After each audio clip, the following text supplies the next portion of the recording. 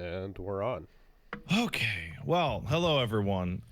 So Wooly, I'm encountering a very strange situation that I just thought of just a few minutes ago when me and Paige were having breakfast or lunch, brunch. Oh, it's like 1 o'clock. Whatever. When there's a tragedy or like major life event that happens, it becomes insanely easy to connect the dots on completely insane minor details that have nothing to do with one another and go, magic. So last week when we finished the podcast, I said, hey everybody, don't worry, there's nothing going on next week, so there's no reason for me to arbitrarily shorten the podcast. Right. I do remember. And you like, saying that there at is the a end. fucked up part of my brain that makes me go, magic. You made right. Yeah. Okay. So what I'm referring to, I'm gonna try and keep it brief because me and Paige have talked about it on social media, mainly Twitter, and we have talked about it on. I talked for a couple hours yesterday on my stream. That would be the Wukong Part 2 stream. That'll go up on a VOD in a day. No, it'll go up when I get back to the house and upload it. But the long and short of it is that our dog Zangief, who was 4, passed away over the weekend at a dog kennel or a boarding facility or whatever you want to call it. I saw people get confused by the wording. It's like it's a hotel for dogs kind of place. He is the cause of his death is currently being investigated. We have spoken to and reached out to multiple professionals where we live, including our local vet. He is going to get an autopsy to find out the exact direct cause. Just had a checkup. He was in perfect health. So as of right now, there is no updates or details to continue to talk about. And when we get those, we will update people as is appropriate, because there was an incident that we are getting all of the details about over time. So if you want to learn more about that, other than what I just said, me and Paige put out on tweets, and I did a Wukong stream last night, which was just like I talked about it for like 4 hours on and off. As for the podcast and my streaming schedule, will probably continue as normal because so those of you who have owned or hung out with a bulldog are aware that they are horribly loud and just constantly making horrible, disgusting pig noises all the time, which has rendered my house violently quiet and impossible to hang out in for a while.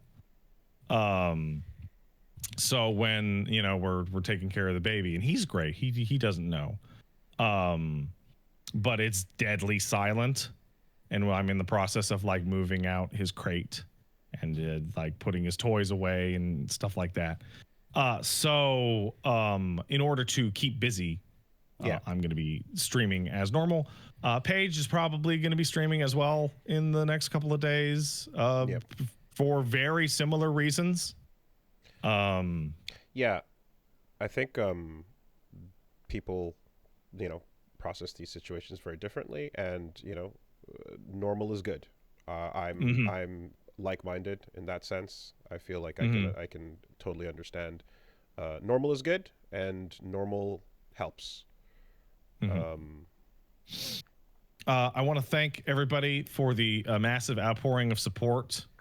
It's very sweet. It's very appreciated. Did not know how much that dog meant to everybody outside of us. But yeah, right now, just a mixture of horribly depressed and extremely angry and pissed off and very traumatized over the events that we have been going through the past couple of days. So normal is good. Normal is good, you know, and I think that response all just kind of illustrates, because, you know, none of us are there, but everyone can see the love and obviously everything that was had. So, you know, that comes through, and yeah, it's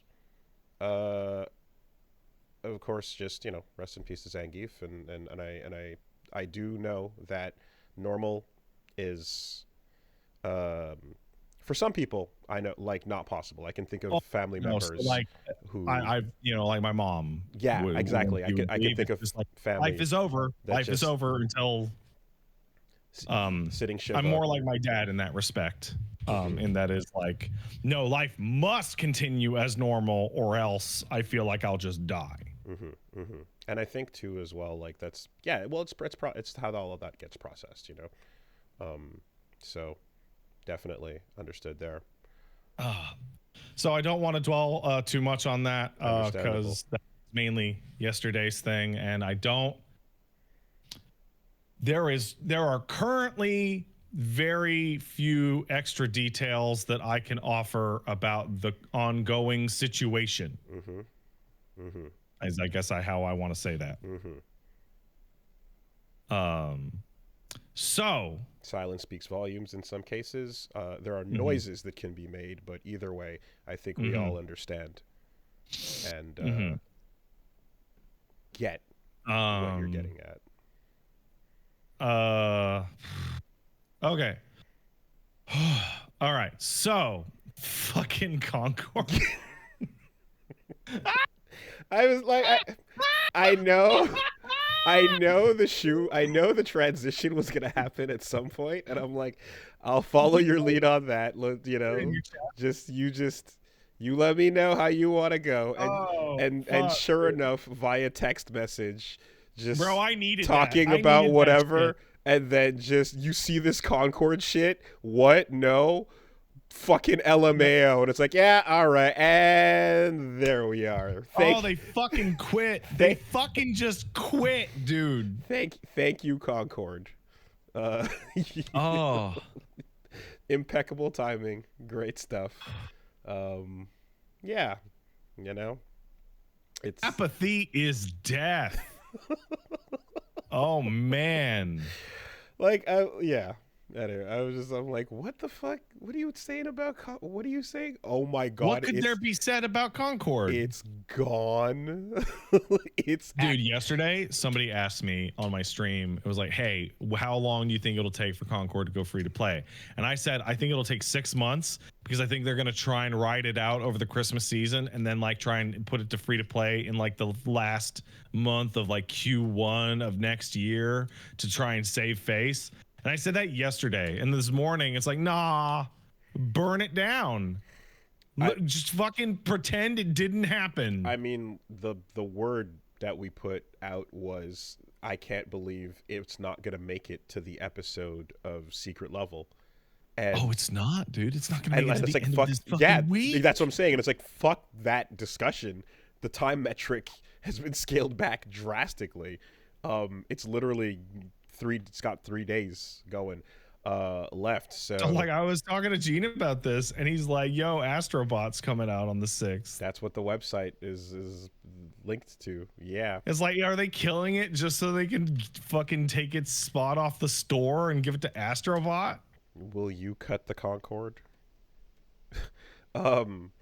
Hey, like, I will say though, you know, anytime I see we're shutting this shit down, everybody go home message that mentions, and we're offering refunds to anybody who spent their money, you go, okay, well, you know, what can thank you.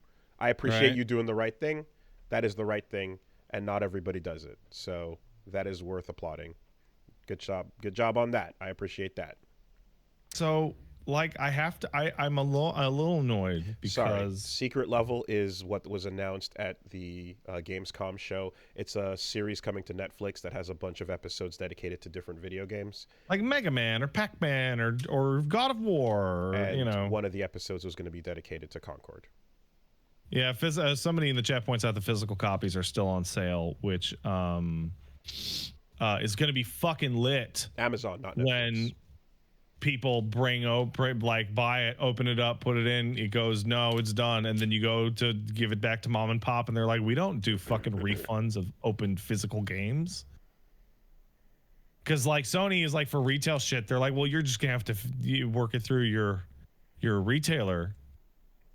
I mean, yeah, wait, are there printed, like, oh fuck, there's printed discs and hardware. It's a proper release. Ooh.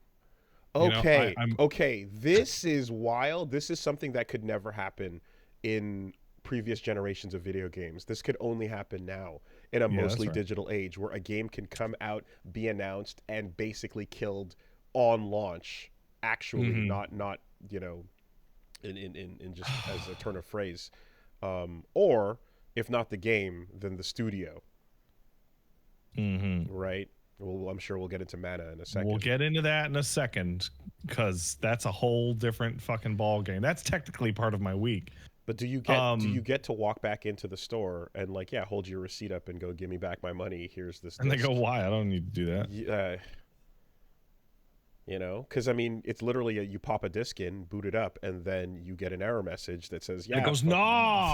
So, at risk of whatever lawsuit could come with that, you would have to give them their money back, I assume. So I'm super annoyed at Concord, like personally, very annoyed. Don't like it. For one really simple reason. Concord did something that I'm a huge fan of.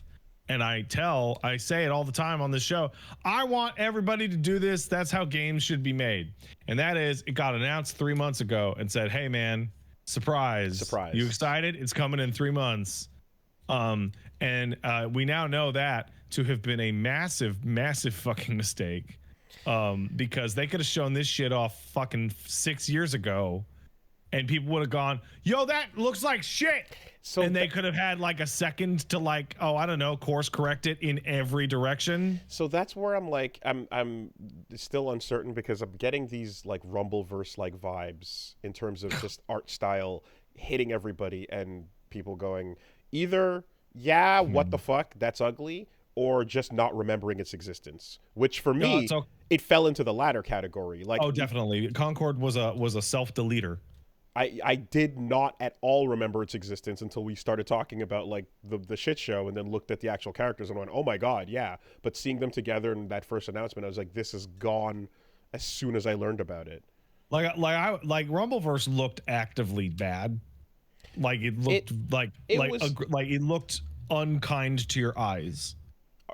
But like Concord doesn't, it goes through your eyeballs and then it doesn't reach your brain. It fails somewhere on the optic nerve and just melts away. I think what it is that like in these cases, when something doesn't have a chance, like there's a hook moment to the style, to the character, to the art, to the world, whatever's going on, that just does not occur to anybody watching the thing or looking at the thing or see, you know what I mean? Like, it just, there's nothing.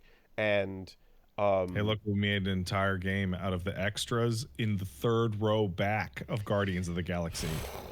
like the extras. Yeah. The people in the bar in the background, like the no speaking line guys that like hang out in the prison cells while the action scene is happening in the front. That sat in way too. They spent more time in makeup than they did on camera. No, the weirdness of just like when the hook lands for nobody. So this is just an entry that's out there to like fill a space that is this genre on our platform. We need one. Where's our answer? You know, it's a game made from dark matter. You know, yeah, and you know, like a good game can beat all that, which is why when I look on my Twitter.com account or my X, whatever the fuck, and I go, hey, people who played Concord, what's it like? And then they were like, it sucks. Oh, really? Okay. It just sucks. So and it's not fun to play. So am I like, was there some sort of, am I getting somewhat gaslit by like catching that some people liked the gameplay, but it was just ultimately there's no one I'm around. sure some people liked anything. Yeah, but I literally scrolling random Twitter opinions though is I just saw it scroll by. It's just Destiny PvP, but worse. Okay. The second person said that.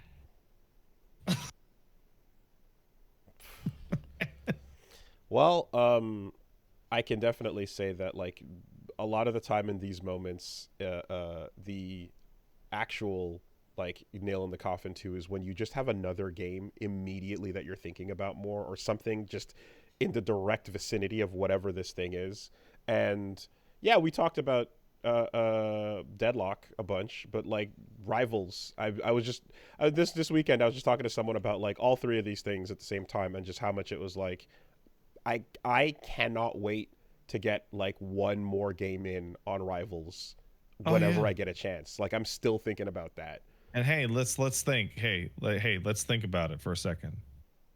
Hey, Wooly, I saw on my Steam account, Wooly played Deadlock for the first time, right?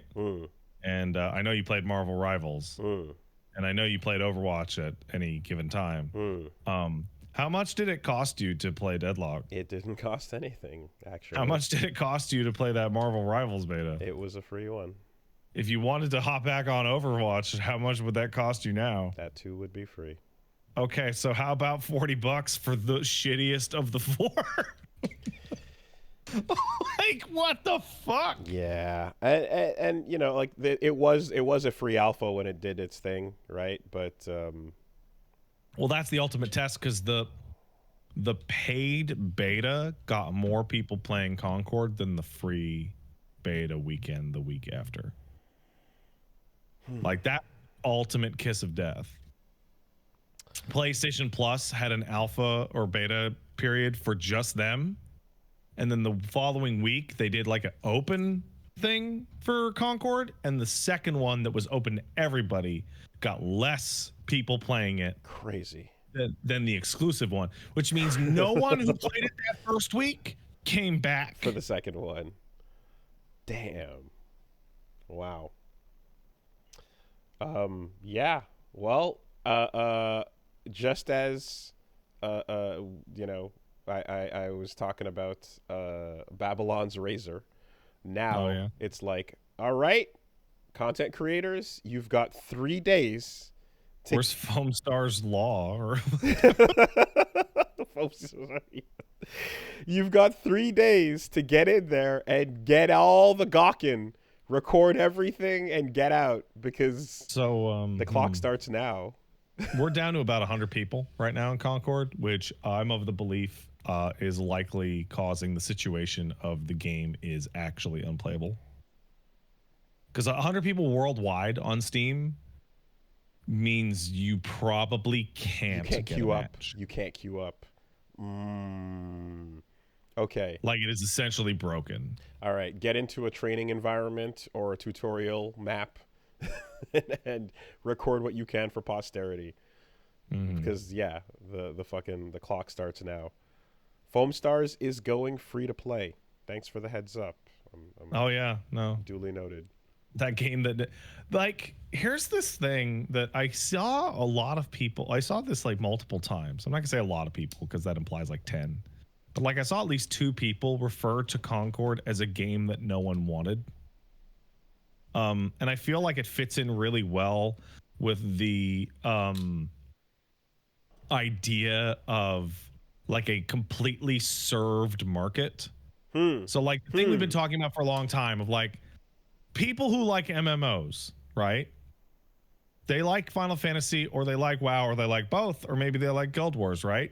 There isn't like a huge proportion of people who like MMOs who go, man, if only there was an MMO that was slightly different than the other ones in this very specific way, that would get me in, right? So like fighting games are kind of like that, right? The fighting game market is served. There are anime fighters. There are multiple anime fighters. There's Tekken. There's like Street Fighter, etc. Right? Now, is there room for like a weapon fighter Yeah, maybe. Right? Is there a room for a Virtua Fighter? No. And there never was. Ever. I feel like the perception of this though is it has just shifted because Overwatch for a long time was serving the majority of the audience's demands for this, but then everyone kind of got tired around that same window.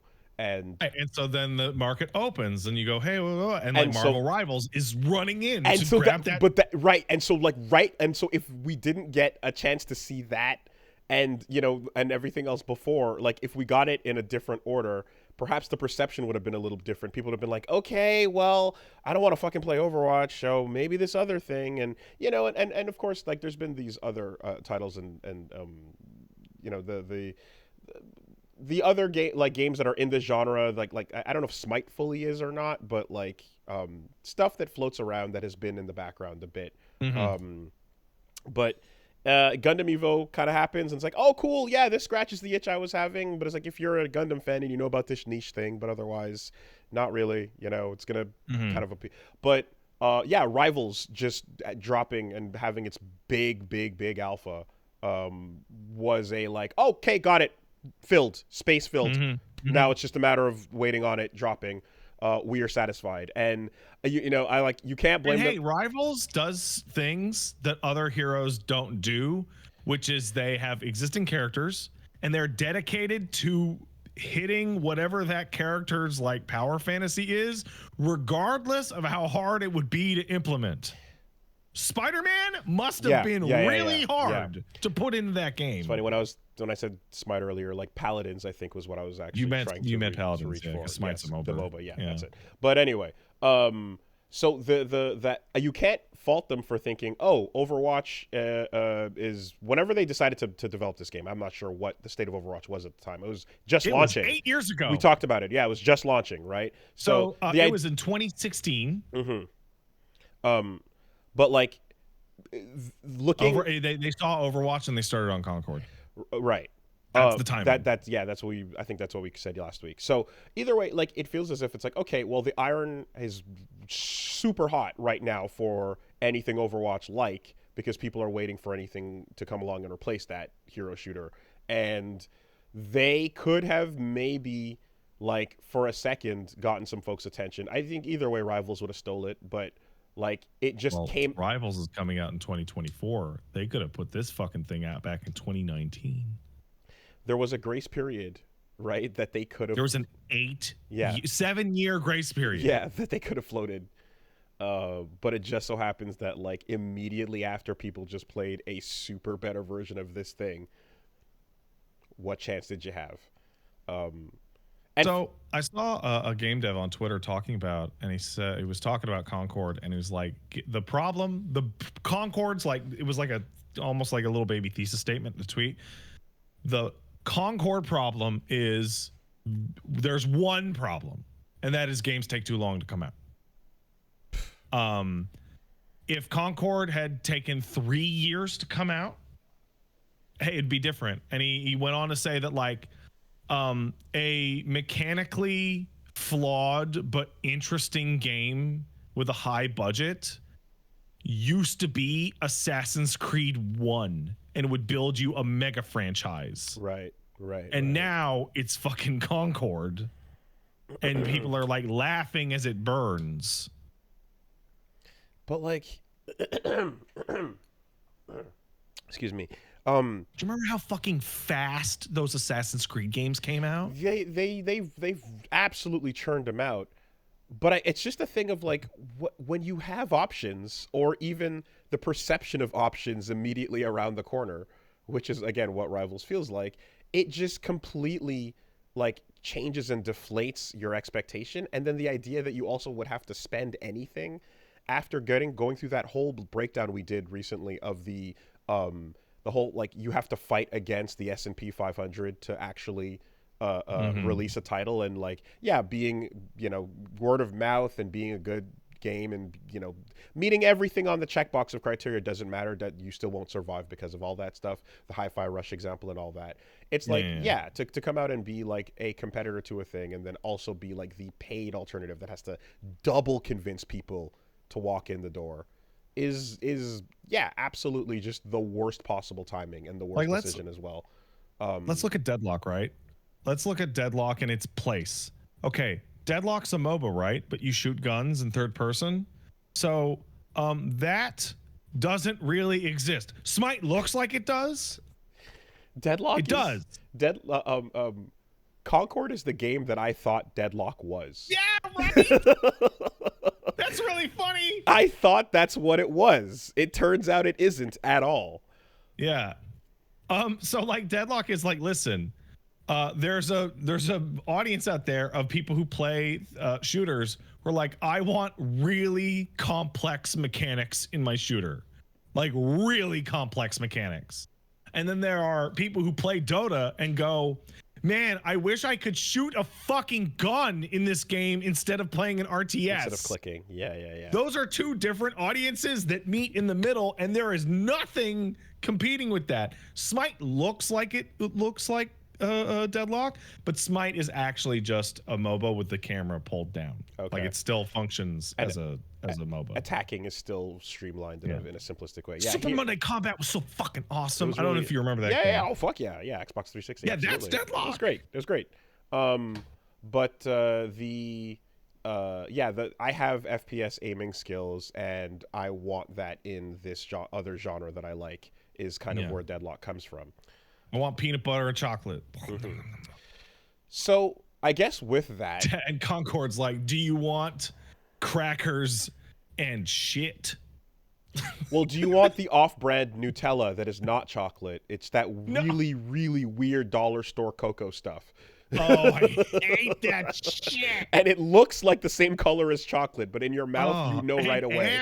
And it costs twice as much. So I guess in that vein, right, in the that's what I thought that's what I thought Deadlock was. So yeah, I guess burp, no. Dropped my fucking phone and scared my shit. Yeah, careful. So yeah, I played about 7 hours or so of Deadlock. That's way more than I thought you were gonna say. I gave it a full shot, and I really wanted to interface and see what was going on there. So one thing that's about as much as I've played, actually. Okay. So one thing that works out is I've gotten pretty comfortable with the Razer Tartarus, which is the palm keyboard thing.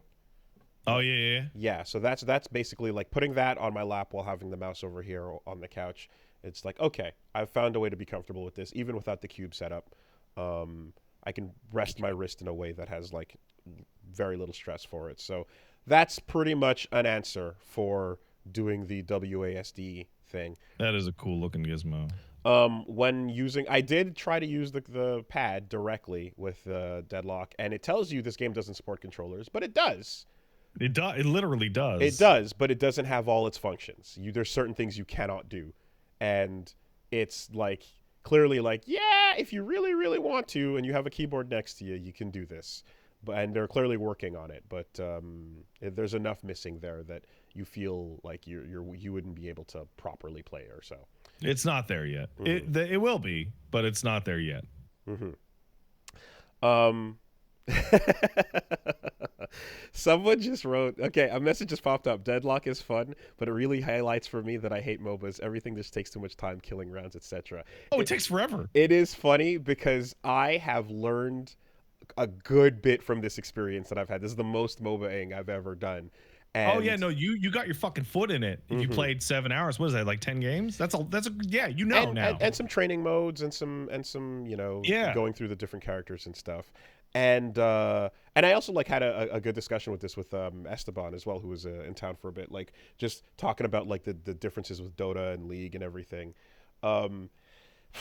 So in the discussions last week, where it went into like the shop and the fighting game comparisons, etc. A lot of people were very upset at the things I had to say about all that, and it is what it is. I think there was a really genuinely hilarious post, which was where it was like directly quoting you. That was like, if I wanted to play Binding of Isaac, I'd play fucking Binding of Isaac. Right. And then someone posted the Lei Wulong stance chart Yes, from right. Tekken 8. And that thing is the most nightmarish input guide I've ever seen. And there's an even more nightmarish version that wasn't used, And I looked at that and I went, well, he doesn't play Lei Wulong, but that's still pretty funny. I hate that. I'm not doing that. That's crazy. That's insane. But either way, regardless, it doesn't matter how many ways you break it down, because ultimately it does kind of shake down to, hey, I enjoy this genre and I don't appreciate that you don't like those things, and it's like, yeah, that's okay, so that's fine. And there's certainly been enough of the, like, the way I talk about fighting games makes some people like anti-fighting games, which I'm like, all right, I'm just gonna try to talk about stuff in the news and my week, and we can have a what good you saying time. you're just playing footsies with your words with these people? Perhaps, yeah. Yeah, and then there's the part where I'm like, as a person who, like, the more time goes on and the more I feel how much I don't know about other genres, the more I'm just like, right, I should try to branch out and develop my vocabulary and understanding of things in a much more complete way, so that when I shit on it, I can shit on it from a point of. Like, I remember I talked about it on the podcast. It was like 2 years ago. From a point of education. I was like, MOBAs are this like massive blind spot. They're so popular, and that was also during the period in which you and I were doing like bi-weekly podcast topics of why can't fighting games be as popular as this shit that I don't play and I don't know anything about. And I went, I have to understand. And so I went and played League, and it's like, oh, there's shit here. There's shit there's here. Things here. And then I hit that wall, which was like, oh, all of these people are here too. Jesus Christ. Holy fuck. And I also, in talking about this too with and about the genres and like where a lot of the fun and tactical play is to be found and stuff, that all prefaces this experience that I've had with Deadlock, which I can say my takeaway is this: the game is very fun and has some super awesome like plays you can make with your team to like fucking annihilate a lane, push at the same time, coordinate, and turn the whole game around on like a dime. There's some wild swings and some definite ability to make plays. And that is, I'm super hyped for like commentary, spectator kind of moments, and there's a field of tactical plays happening across the whole thing, and because there's lanes as well going along, there's a lot of variability, to crap, blue over there is losing their lane, I should swing around and help them, all that. Now no character switching in the match, right? Like you're locked into who you're in. Yeah, there's no like team shooter kind of counterplay moments or so, but like a failing strategy on a push means like, are we early game? Okay, cool.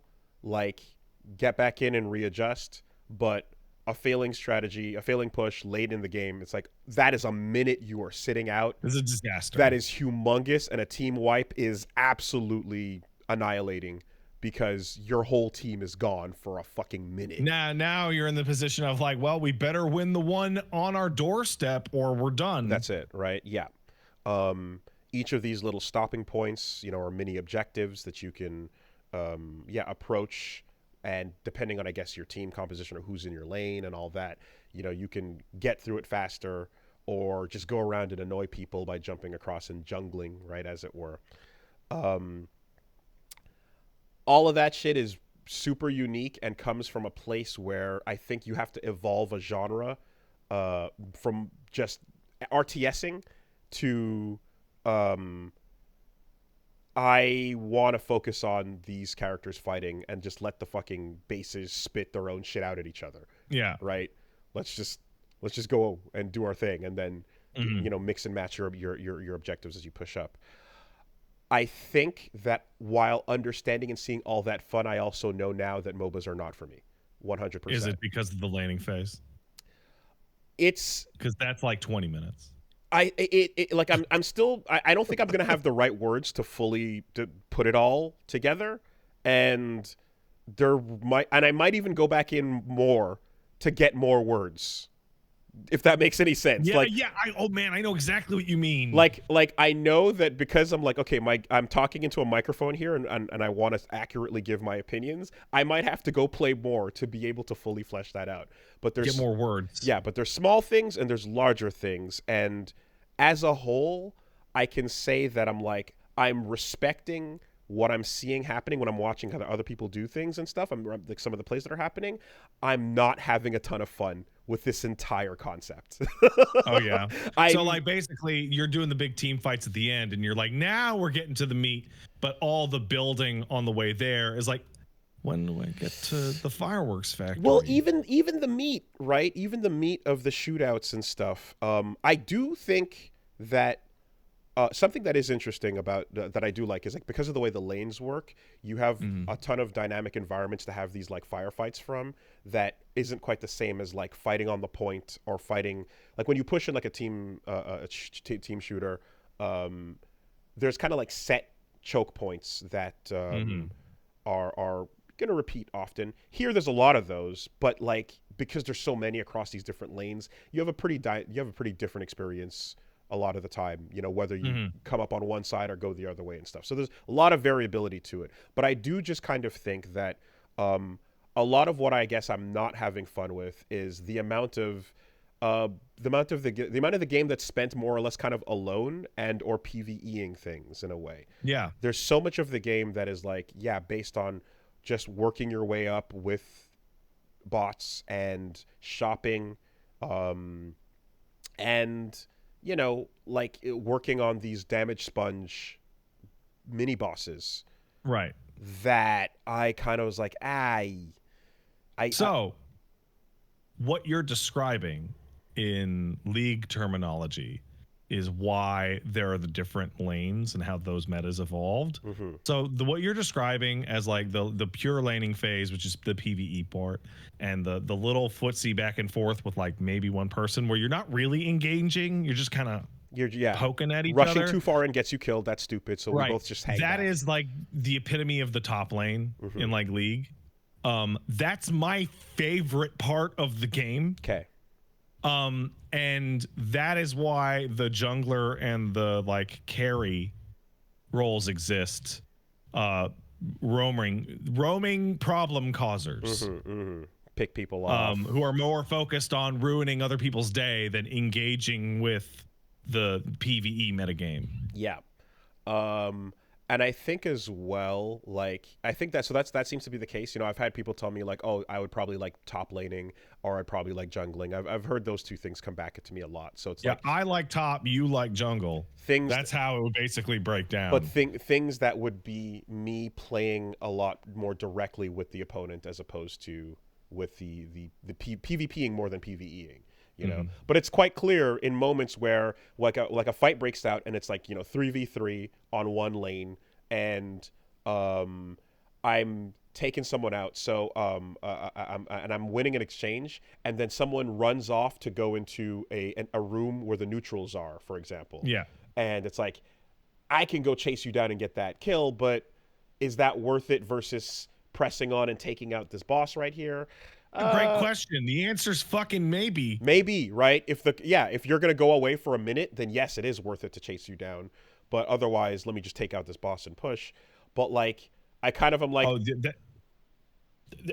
okay. The situation you just described has an underneath thing of should I even push? Yes, And because if it's too early in the game and your boys push out, yeah, that makes it really easy for the other team to scoop up that XP without any risk. right. And some people will like and yeah, like you can, because early in the game when you're killing things, if you don't steal or deny, like you still get 50%, but like after 10 minutes or so, 10 minutes. it's a full steal, right? It's all steal and deny. Yeah. Yeah. So then you have no ability to jump back on the hook and speed your way to the other end, and all that compounds on itself. But when somebody breaks off from the fight to disengage and run into that neutral room away from the where the boss is, I'm like, oh, there goes the fun. you know, I'm like, oh, fuck, get back here.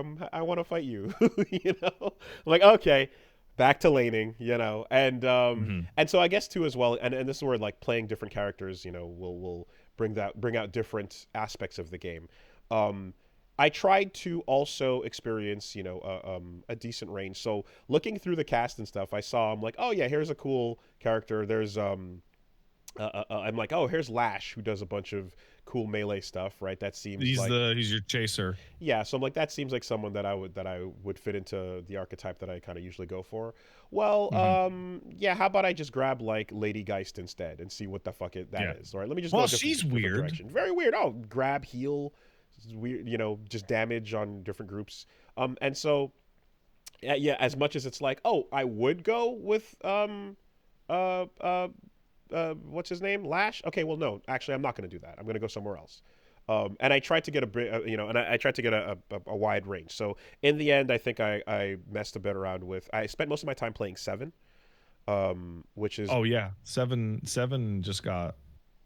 He had like a 90% pick rate, some shit like that. He's really good. Because just looking at it, I was like, this seems pretty simple. I can get my head around it, where the damage comes from and how, and what you're supposed to do. His ult's fucking ridiculous. Yeah, and it looked like a pretty decent way to just get your bearings. So I was like, okay, cool. Big damage orb and smaller damage orbs, while you know, buffing your ability to bounce bullets and shooting at shit. So pretty straightforward. And that helps me to also like get a feel for the rest of the game and the things you're doing and what you're paying attention to. When people give little notifications about like, oh, hey, push this lane, or so give you like little hints while pinging, that's nice, because I'm like, as someone who's, I don't want to jump on comms ever. It is, if you're playing with people that are indicating where you should focus your attention, that helps me a lot, because I can tell in this game that as the weak link that doesn't know how to play on the team, I am absolutely a liability, right? One person being bad on this team carries you way down by comparison to an Overwatch. You can feel it, right? It's like, oh, it's huge. That's feed, and it's a long ass game for sure. So I felt like, I mean, every time when I'd rush up ahead in a way that was like, oh, I pushed too far and I didn't know I was pushing too far, and I just got blown up in seconds, and now exactly feeding, right? Feels bad. Timer goes up. This genre really punishes you having a weak link on your team. There's like a voice in your chest that goes, yo, you made a mistake. Yes. So you're like, oh, right. Fucking shit. And so to that end, I kind of immediately internalized, anything is better than dying, including literally turning around, jumping back on the skyhook, and zipping back over. Oh, you're completely right. You know, like, congrats, you've learned that lesson well. Yeah, like the time it would take you to disengage completely, and like you fucked up by like they have one less person on the field, but you didn't die and take forever to spawn. You didn't give them anything, and you gave them no XP as well, right? So just super lame and such. So that becomes understood as well. But to that end, I suppose, like, even when I grabbed, I played mostly with 7. Then for the backups, I wanted to learn Shiv and Wraith. So you know, again, pretty simple as well, like with the knife and damage healing. Shiv's cool, and teleporting. Yamato seemed like, I was like, oh, are you gonna be like a sword melee? Am I gonna get like a, you know, kind of like magic kind of vibe from you? And it's like, no, not really. You have a sword and you're getting up close, but you're still FPSing for the most part with each one of these characters. There's no like pure melee in that regard. And I could see that like Abrams is a nice beginner pick as well, in the sense that you're alive long enough to learn from your decisions, and back up. Abrams is a really good character for new players. But something that is interesting about this genre as well is that because these fights with the other players would happen so much less frequently than an Overwatch or Marvel Rivals, oh yeah, you have less chances to learn the matchups. And matchups are complex. Yeah. And so I'm like, there's a bunch of these characters, but like I was able to learn very quickly. I'm like, oh, there's a Venom. Okay, jumps over the line, fucking target, don't let him disrupt you, right? There's a Hela, she's dangerous, you got to focus that, or find that Adam Warlock back there. Where's he going? You know, and you have these engaging, and the whole match is learning these situations. Yeah, like quickly. but also like the matchups change depending on what the other guys are running equipped. So like there's let's take Abrams as a really good example. Is Abrams running a purely defensive like regen build, or are they running a melee build? If they're running a purely defensive regen build, unless you have a lot of damage going out, don't even fight them. You won't kill them. What's the point? Right? If they're running a melee build, don't let them touch you. But you're only going to find that out upon death or like looking over their bullshit. Can you do that in Deadlock? Can you look over the enemy's item nonsense? Like on the pause screen or what have you? I have no idea, but you can see how much XP they have with the souls I guess they've collected. Oh, you can? Okay, you can? yeah. Okay. So you can like when you die, you'd be like, oh, what do they got going on over there? It's also kind of wild to see like a full game of like that many people get paused and resume. That you could actually do that is crazy. Yeah, that was really bad. Yeah. The other day before they patched, you could like 3 people per team could just pause for like 10 minutes at a time. That's crazy. I mean, you still can pause, you know, but yeah, but yeah, but it's limited. You know, and there's that little fun melee game as well of like you can do a quick melee, charge melee to blow up the creep and get the full XP for it, or if you're doing it to a person, they can press parry and deflect it and return the damage. And then they take huge damage from your melee. But yeah, what I was just saying before that was so and like you can have these decisions you make where you're like, you know what, I'm gonna not die, so let me back off, let me jump back on the hook, run around the corner, relax, and if the fight is still going, I can still be useful by just stealing souls from the enemy that float these up. guys are busy, they are not paying attention to this, and I suck, so let me just contribute in a minor way by denying them XP. You know, and it's like, okay, cool. And then you hang out long enough that somebody else that's way better comes in and you're like, great, now there's and now there's 4 of us and let's push on and stuff. So I those moments feel like, yeah, like what these kind of games are made for.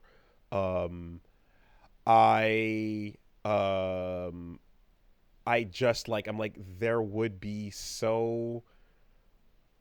I would enjoy more the ability to learn these exchanges and moments and matchups if I could fight the other people more frequently, you know?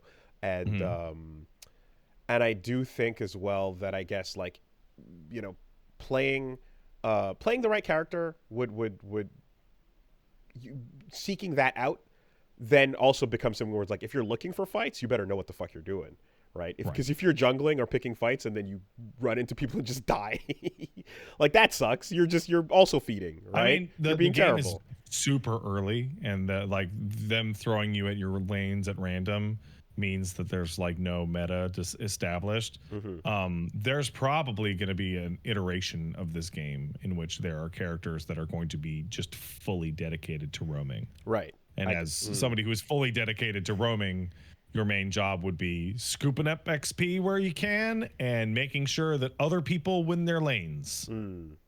I also because you're turning 1-on-1s into 2-on-1s. And I also don't know if it was helpful or not, but I had a couple games where I tried like just going straight to their base and like drawing everyone's attention away from the fights to run back to deal with me as I was shooting at their, you know, final base thing. Or taking up their, you know, and it was like, yeah, in a lot of cases, and in a couple cases, they would just rush up as a team, absolutely gank me, and go back to where they were. But that was enough time for the rest of the team to, you know, continue pushing and stuff. So yeah, just whatever, like splitting up the attention and kind of annoying in that way seems like, okay, there's a benefit to this, but it would probably be more worth it if I could get away from everybody and live instead of just getting killed 100% of the time when they run back, you know? So got to experience some of that as well. There's an aspect of this game that is doing a lot for what I'm hitting up against too, and that is ultimately just aesthetic, feel, flow, and style. You know, yeah, that is all very up in the air. Like the last patch added wall jumping, which is like a very significant change to the way that game feels. Okay, I only played it. I only booted it up when that was there. Yeah, no, that was not there the week prior. Okay, so it is nice that you can do a dash, jump, and then an air dash. You know, it is nice that you can spend a lot of the time jumping off the hook and having these air moments, and you know, like the sky hooking stuff adds a good speed and verticality to the fights. There's ladders to climb, you know, and the stages are fairly. There's a lot of buildings you can get on top of where you otherwise would just be using them as cover points in some of the other team shooters, I would say. So that is cool. There's an element of, I guess, just roughness to the way so everything moves. There's a jank to a lot. There are buildings that have no textures. Yeah. Like this is like the earliest game I have ever seen open to casual like play of the average person ever. It is so fucking early. I remember when I said like I think this game might come out in 18 months or 2 years. You made like a little face where you're like, come on. And it's like, no man, this shit is so fucking early. It definitely does need some time to cook. I'm not in love with the characters and style with them as well. Like I'm not. We talked about how it's way better than Concord. But that's not fair. Because that's a comparison point, right? And I'm gonna just be I'm gonna be annoying and keep talking about Rivals because of how much of an impact it made. You know? Yeah, no, the rival design, like that, dude. Chinese anime shit looks good. So if I didn't play Rivals recently and have the impression I did, I'd probably struggle a bit more with a lot of this stuff, and I think I'd be like, not sure, but I want it to be more like, and then I'd say something that it's like that's another genre that doesn't relate, Wooly, and it's like no. But being third person, I kind of would still want but Rivals being third person and being a team shooter is like, okay, like the way that flows, because that's, early too, not as early certainly. But it's certainly, there's a lot less jank to it, but like also design wise, aesthetic wise, yeah, I do. When I look at the icon at the end that you're shooting, the big orb machine, when I look at the types of mini bosses you're shooting at or the little creep things, I'm like, none of those things look interesting to me at all. It's like a big dumb robot face, and it's a big dumb sphere. It makes me feel better that like literally every single asset in this current build of the game will likely be gone. Okay. I'm like, none of the damage sponge things you shoot at that are part of the creep lane or bases are interesting at all to me. I just don't find them particularly notable. I'll tell you what, they're better than fucking towers. The usual Guardian equivalent is literally like a just a building Protoss tower. Okay, gotcha.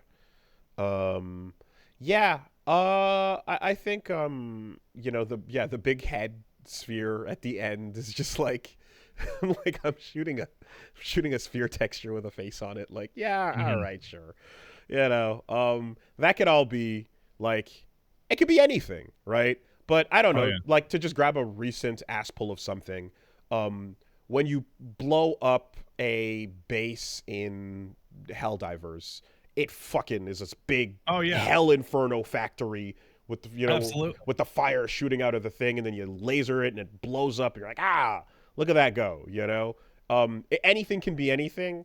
I don't feel anything from these assets as that I'm running around. Because it's fucking placeholder. Yes, we're actually playing with placeholder assets with like gray box parts of the levels. Okay, so I'm curious to see if what we're looking at will be like a completely different thing entirely, or is it still going to be a robot but it'll look a bit more finished? You know, So with a sphere head, but it'll still look more finished. I think the cursed Apple aesthetic of like the noir-ish stuff is gonna remain overall.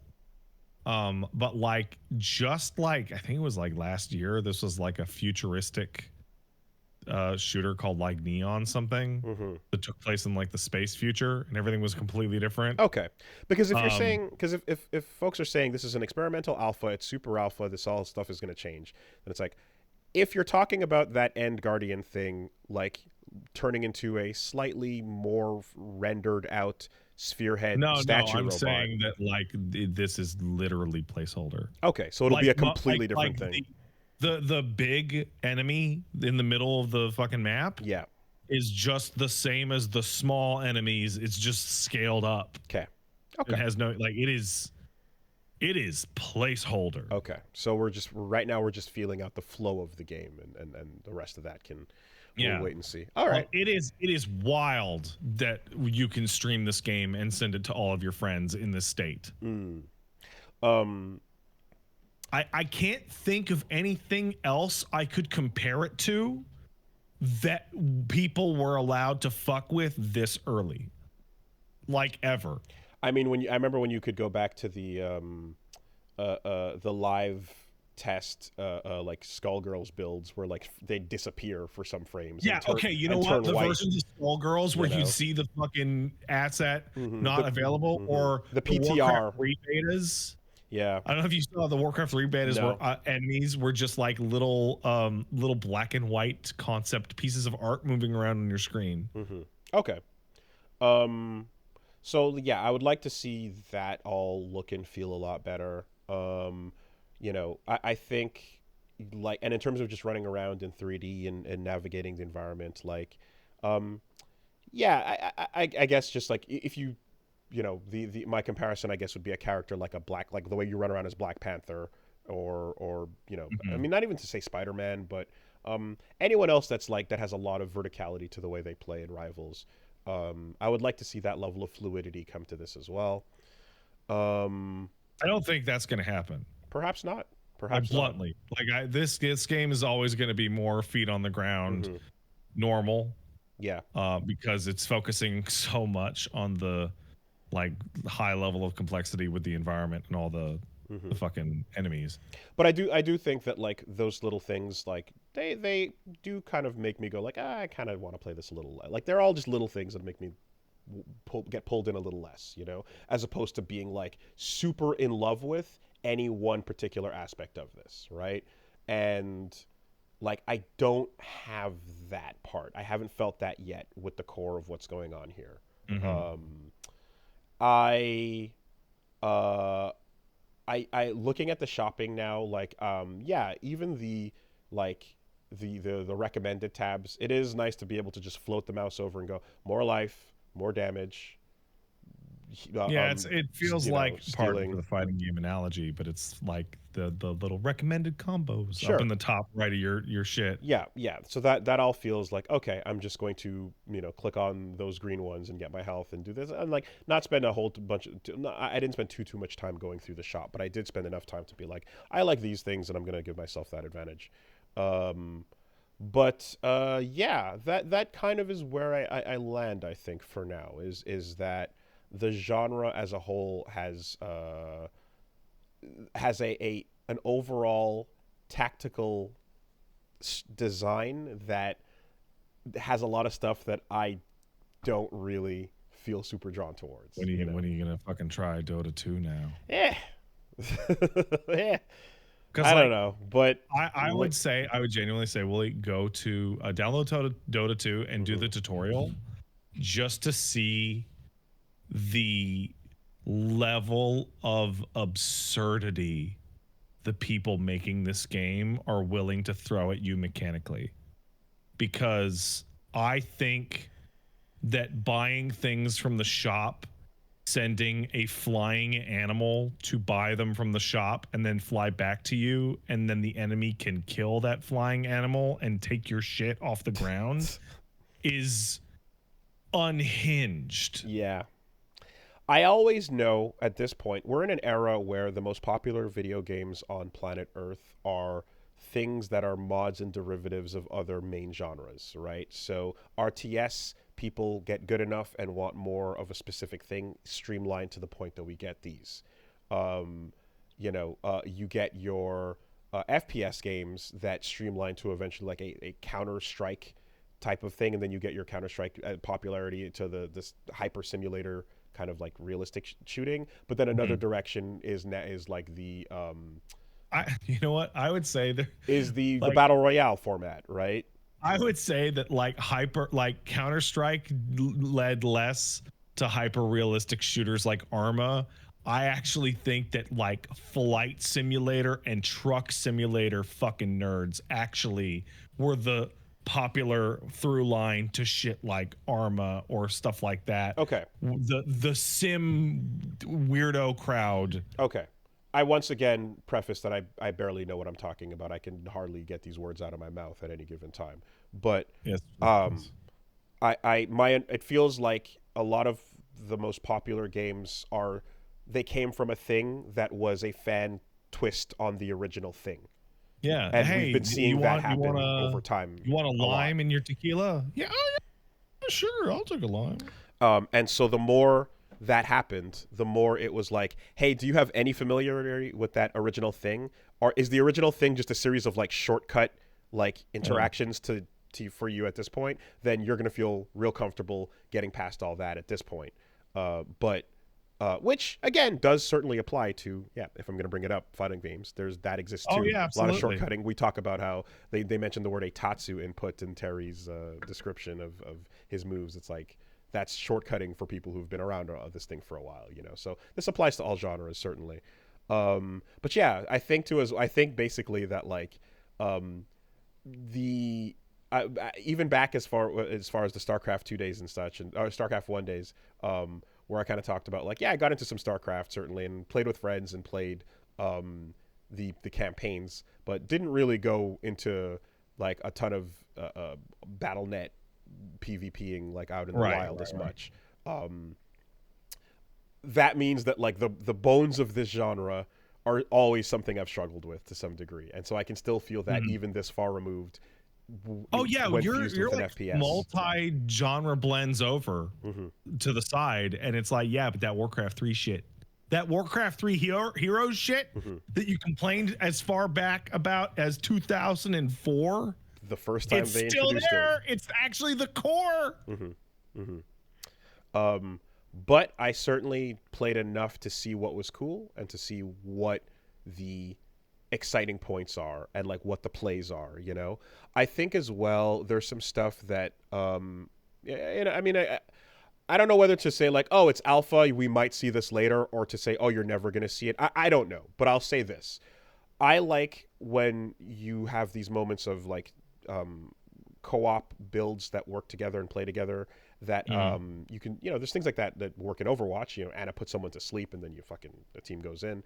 Zarya's ult is, brings everyone together, and then everybody who ever has a quote unquote suck ult. Sure. Right. A lot of that is like the most obvious team play thing ever. Yeah. And I know that so League of Legends has team play stuff too as well, where people can get launched up and like set up for another person to get the kill and stuff. There's a lot of like those moments. Marvel Rivals does an amazing job of building them into the character and giving you the team advantage clear.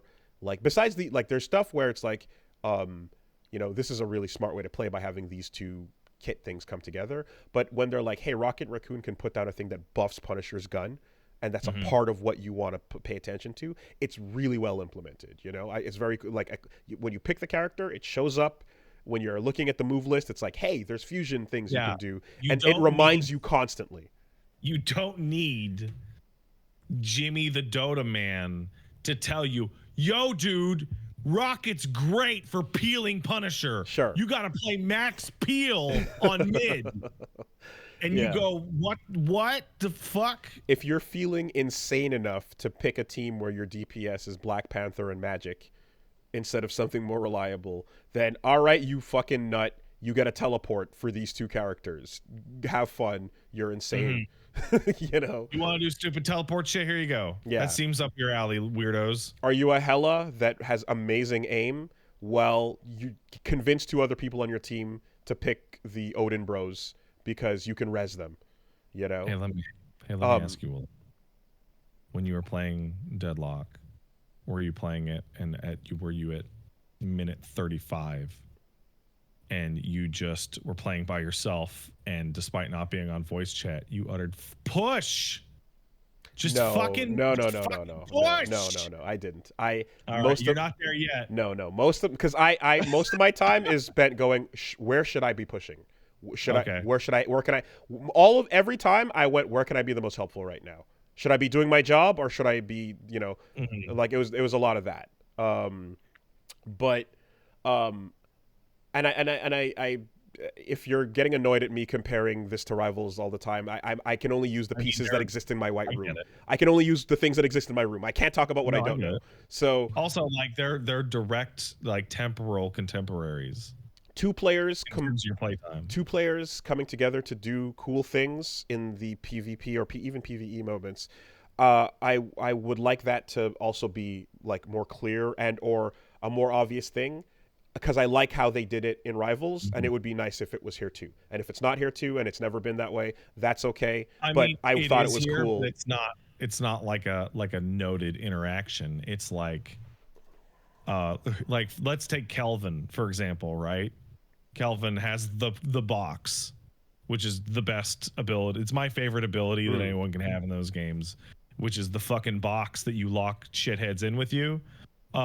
Who works well as with Kelvin in the box, right? Like, that's not a design interaction. It's just like, no, who has fun in the box? And the description of them characters will have a thing that says like, hey, if you're picking Invictus, you'll see the thing that's like, run in with your run ability and then do your explosion ability, and like these combo together. Or if you're playing the hook robot, you can do a combo like a Roadhog combo, as we mentioned, and it's meant to do 1, 2, 3, and like these things come together as a plan. It'll tell you that. The things where it's like, I guess, combine Abram's big Thor drop ult, with like a vacuum sucked together.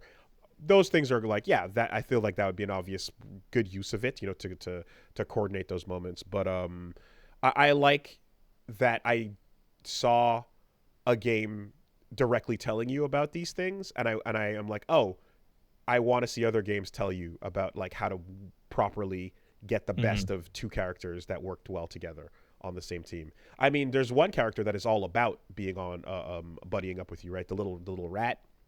Oh, the fucking little gargoyle girl. Yeah, like that's like, oh, actually plays better picking a character to follow. There was a play that went up on the subreddit where somebody was playing as her and grabbed 7, and he did his ult, and she like dragged him across multiple fucking lanes as an invincible Tesla.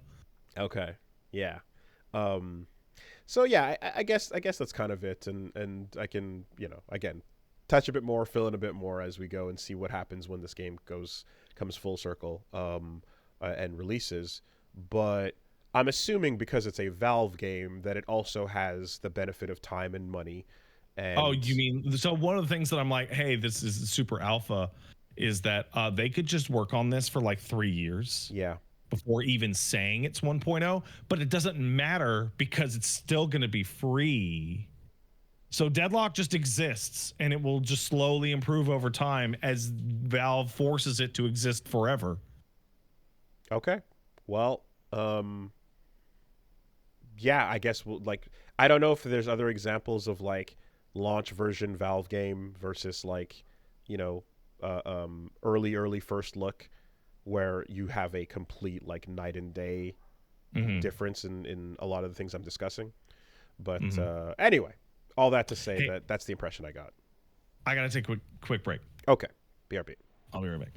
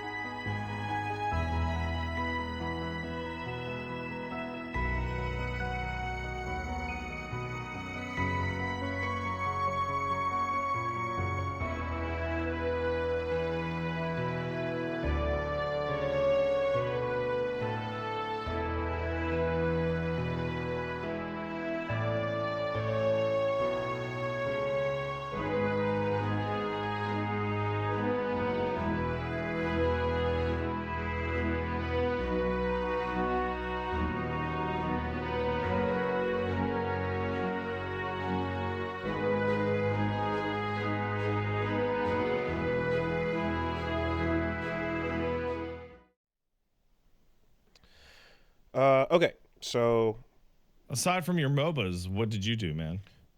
in conclusion, does his MOBA good? Maybe. Hmm. I thought you were gonna say, in conclusion, a MOBA is a land of contrasts. But yeah. All Actually, right. actually, in conclusion, I do realize that like I uh I would probably in a lot of games I will just fall in love with a character or a hero and I would be like, yo, that I can put all my fucking chips on Right. that, and that has that I need one of those to exist. Mm. Um but I also realize too that even then, don't be too distracted by the heroes in a way, because this is a genre that has its roots in RTS, and RTS is about a slow war of attrition, and the hero Yeah. you're picking is like affecting that, but the RTSing is still the thing. You're not the main character. You're an officer in an armed force. Precisely. You know, don't think the character select screen means all that much. It's about you as the floating cursor on this Mm-hmm. field. So, yeah. So beyond that, so my anniversary passed this weekend actually. Oh, congratulations. Thank you. An attempt was made to go kiting, and Rain said, "Go fuck yourself." Um, Oh. See, a constant problem is the days with the best wind are often because they're precipitating torrential downpour. Yeah. So, oh, the wind is good because what's coming next? Because it's gonna suck ass in about a second. Yeah. But did get up to some fun stuff. There was a Nujabes tribute concert.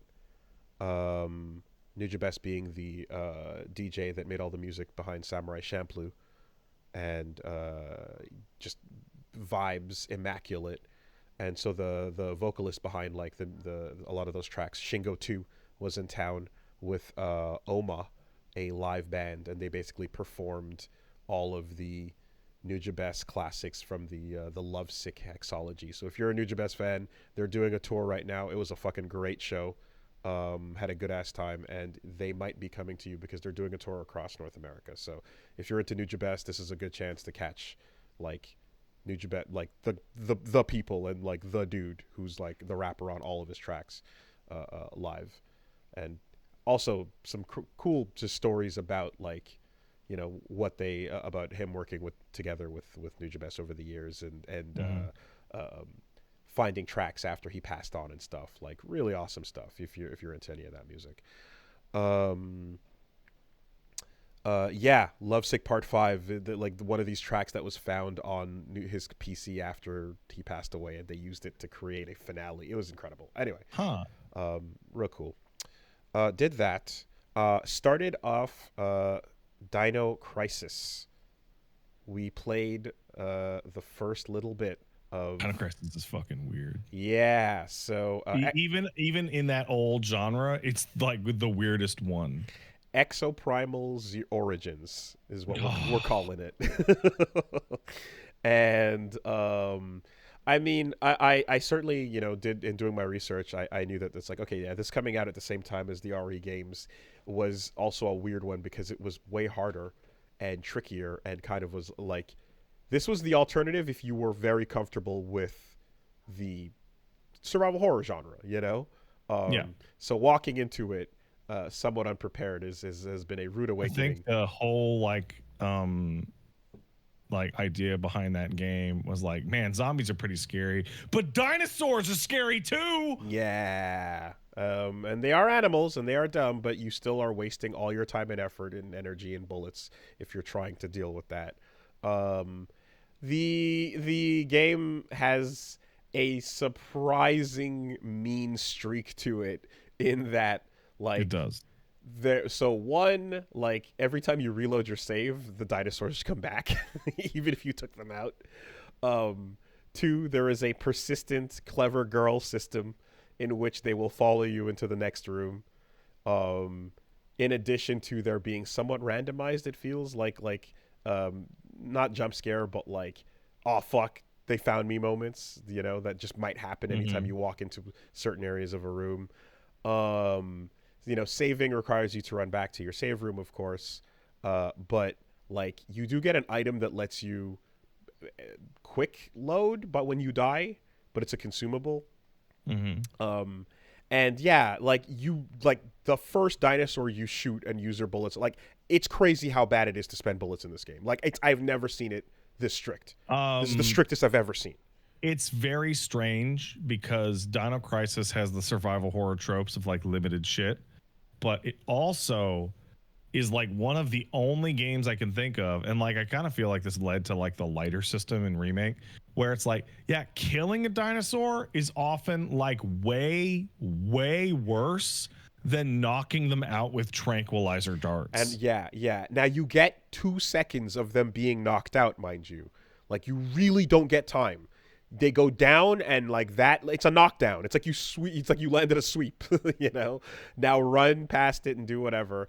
And what I kind of learned towards the end of that session was like, oh, but depending on where you are, kiting is real smart. So if you can kite them into a corner and then put the laser wall up so that they're stuck in their cage, then now you don't have to waste any bullets or whatever. But you probably took some damage on the process. Of course, though, walking one room away from that area means your genius kiting trap is now unloaded, and it doesn't matter because it's too old. The health and damage system is wild because the answer is there is none. You can't tell how hurt you are. There's no indicator. Your visual on the if you're standing there looking bloody, yes, and if you're dripping blood too, that's a different heal. You got to mix your items properly. You can't mix your shit and waste it. You know, what heals you won't patch the blood up, and vice versa. Man, just real like, hey, survival horror vet energy. But you know, it does feel like, I'm like, it is cool. It is fun. It's just there's a constant like brain wrinkle I feel forming when I'm keeping track of loose ends and like the same things I felt going through Lorelei and the Laser Eyes, where you're walking through the mansion and you're like, okay, there's a room over there with a puzzle over there. Got to get back to that, but there might be a clue for that over here, and then this might, like, all of that. It's the same thing, just tank controls making encounters infinitely more difficult than they need be. Yeah, because like zombies are like one of the genius ideas behind like Resident Evil with the tank controls is like, well, you know what, we can kind of get away with these controls because the vast majority of enemies in this game move like shit. Like zombies in RE1 can barely fucking move, right?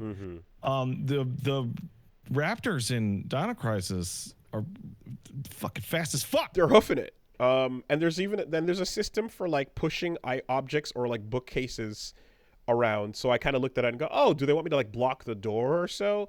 And it's like, it takes so long to do, and it's not immediately clear which objects are pushable or which ones are not, that it's just like, okay, none of this makes any sense for a first run. You have to know the game, play it, and then come back around and make sense of a lot of these systems. But just going instinctually, it's just kind of like, yeah, that moves. It's lined up in such a way, but you never know. And the time it takes you to push it, like, you're fucking dead anyway. Early QTEs, which is just mash all buttons, you know, so that's always fun to survive. And in one case, there's a pterodactyl that attacks you, and it grabs you, and then you got to do a QTE. And you fail it, and you take a ton of damage, you drop your gun, and you're putzing around about to die, bleeding, and you have to run to your shotgun on the other side of the room. I forgot you can drop your fucking guns. You can drop your guns when you get attacked. Yeah.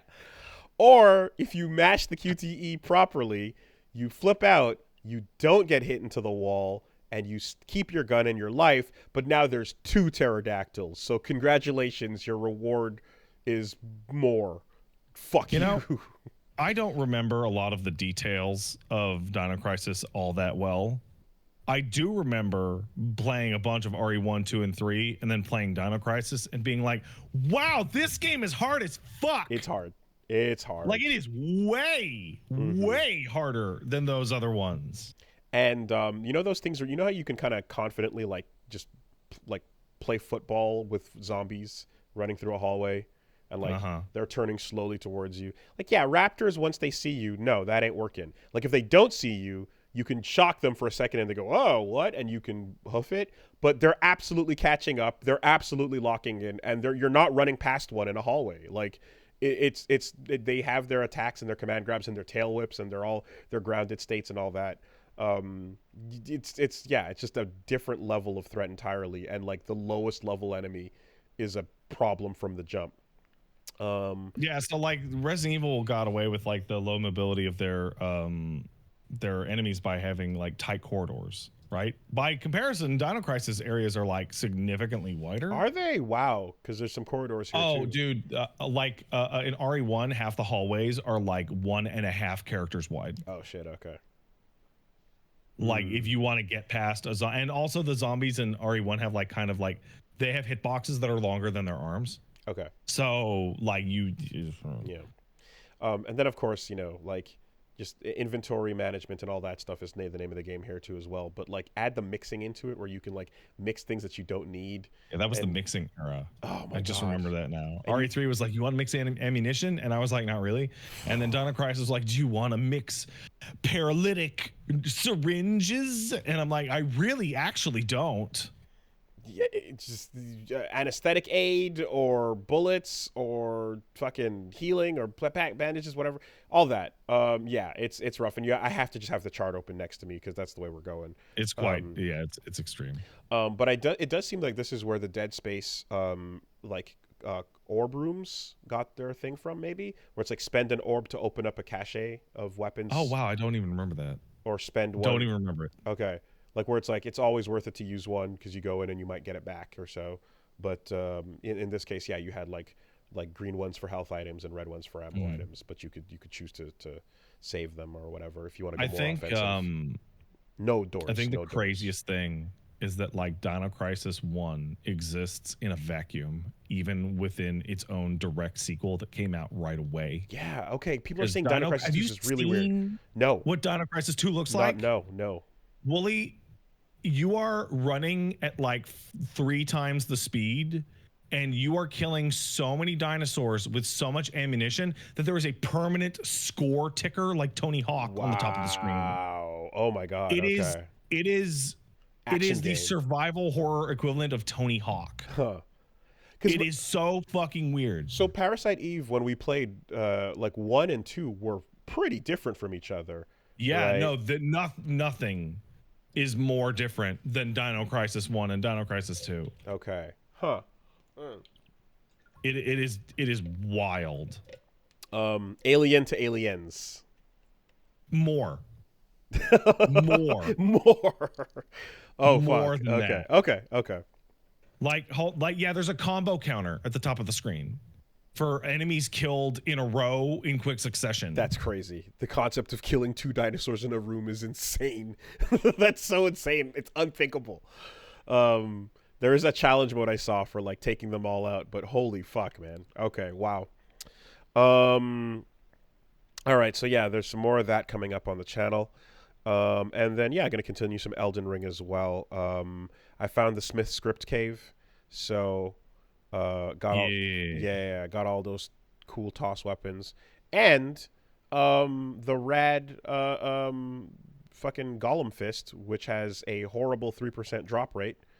You got that? Oh, cool. I farmed for it, but man, am I remembering? I'm like, oh yeah, this is not fun. And then when I'm running low on foul toe foot, I gotta go farm for bird foot. 4-toed whatever, and then make those into the discovery item. So I'm farming that before I put the real farm thing on and put your mask on, and anyway.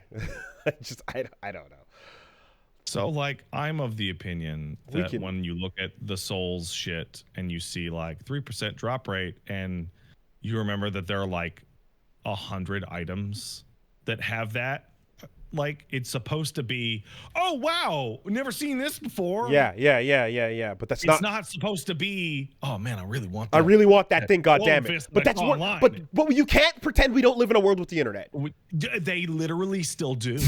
Like, stop. They pretend. It's crazy. This is not a mystery that we're going through. Like, wow, what? I can't believe. Oh my god, I ran this game so many times, and on this time no, that's not what's happening. Now we know, and it's just a matter of like, and like they know, but it's weird because sometimes they don't. Because sometimes they'll have those things where it's like, you couldn't have possibly known that this is how you solved this quest or spoke to this NPC or found this a route without an internet fucking, whatever, mass tested solution to solving a problem. Like FromSoft does that still. It's weird. It's weird that you still that they're like, 3% drop rate. That's for the joy of discovery, and it's just like that hasn't been that way in 2 decades, man. Fuck. Anyway, so yeah, we'll be continuing more Elden Ring, more Dino Crisis this week, and. Yeah, I'm not planning on streaming Deadlock, but I don't know. We'll see. Fucking do it. I'm not feeling super toxic. I'm not saying I'm not gonna do it, but I don't wanna. Fucking do it. But I might. I don't wanna, but I might. Fucking stream the game that killed Concord on the day Concord dies. Also, I don't want to stream something that I think might be like a long session of me not having as much fun as people want me to have with that. Like, be miserable. I think y'all might just catch me being like, be salty as fuck, and that's not gonna help. So we'll see. It's not even about like the tech and the stuff. It's just I can see that it's like I'm gonna butt heads here. The RT. Give everybody a bunch of. All right. Yeah. like because I'm like it's the RTS thing to begin with, which is in there, but I've always struggled. Anyways, all that coming up on Wooly Versus on Twitch and on YouTube. So you had well, okay, well there's that stuff. But also me and Paige went to the movies and we saw Deadpool and Wolverine. Hey, there you go. And it's nice to be back in a nice movie theater. It was actually really a pleasant experience, having the popcorn, all that shit. And Deadpool and Wolverine is a really fun movie that has like a majority of its jokes land. I really wish Ryan Reynolds had not personally spoiled big pops in that movie for me. That would have been really nice. I would have really appreciated it, Ryan, please. I think that as a downside, the funniest joke in the entire movie where Ryan headbutts the camera very early. Yeah. Like kind of felt to me like they were ending on it, like they were starting the show on a showstopper. Okay. Because I lost it. And so did Paige. And then the people in front of us got really mad that we were laughing at a joke in a comedy movie. So that was getting really the good theater experience. That's great.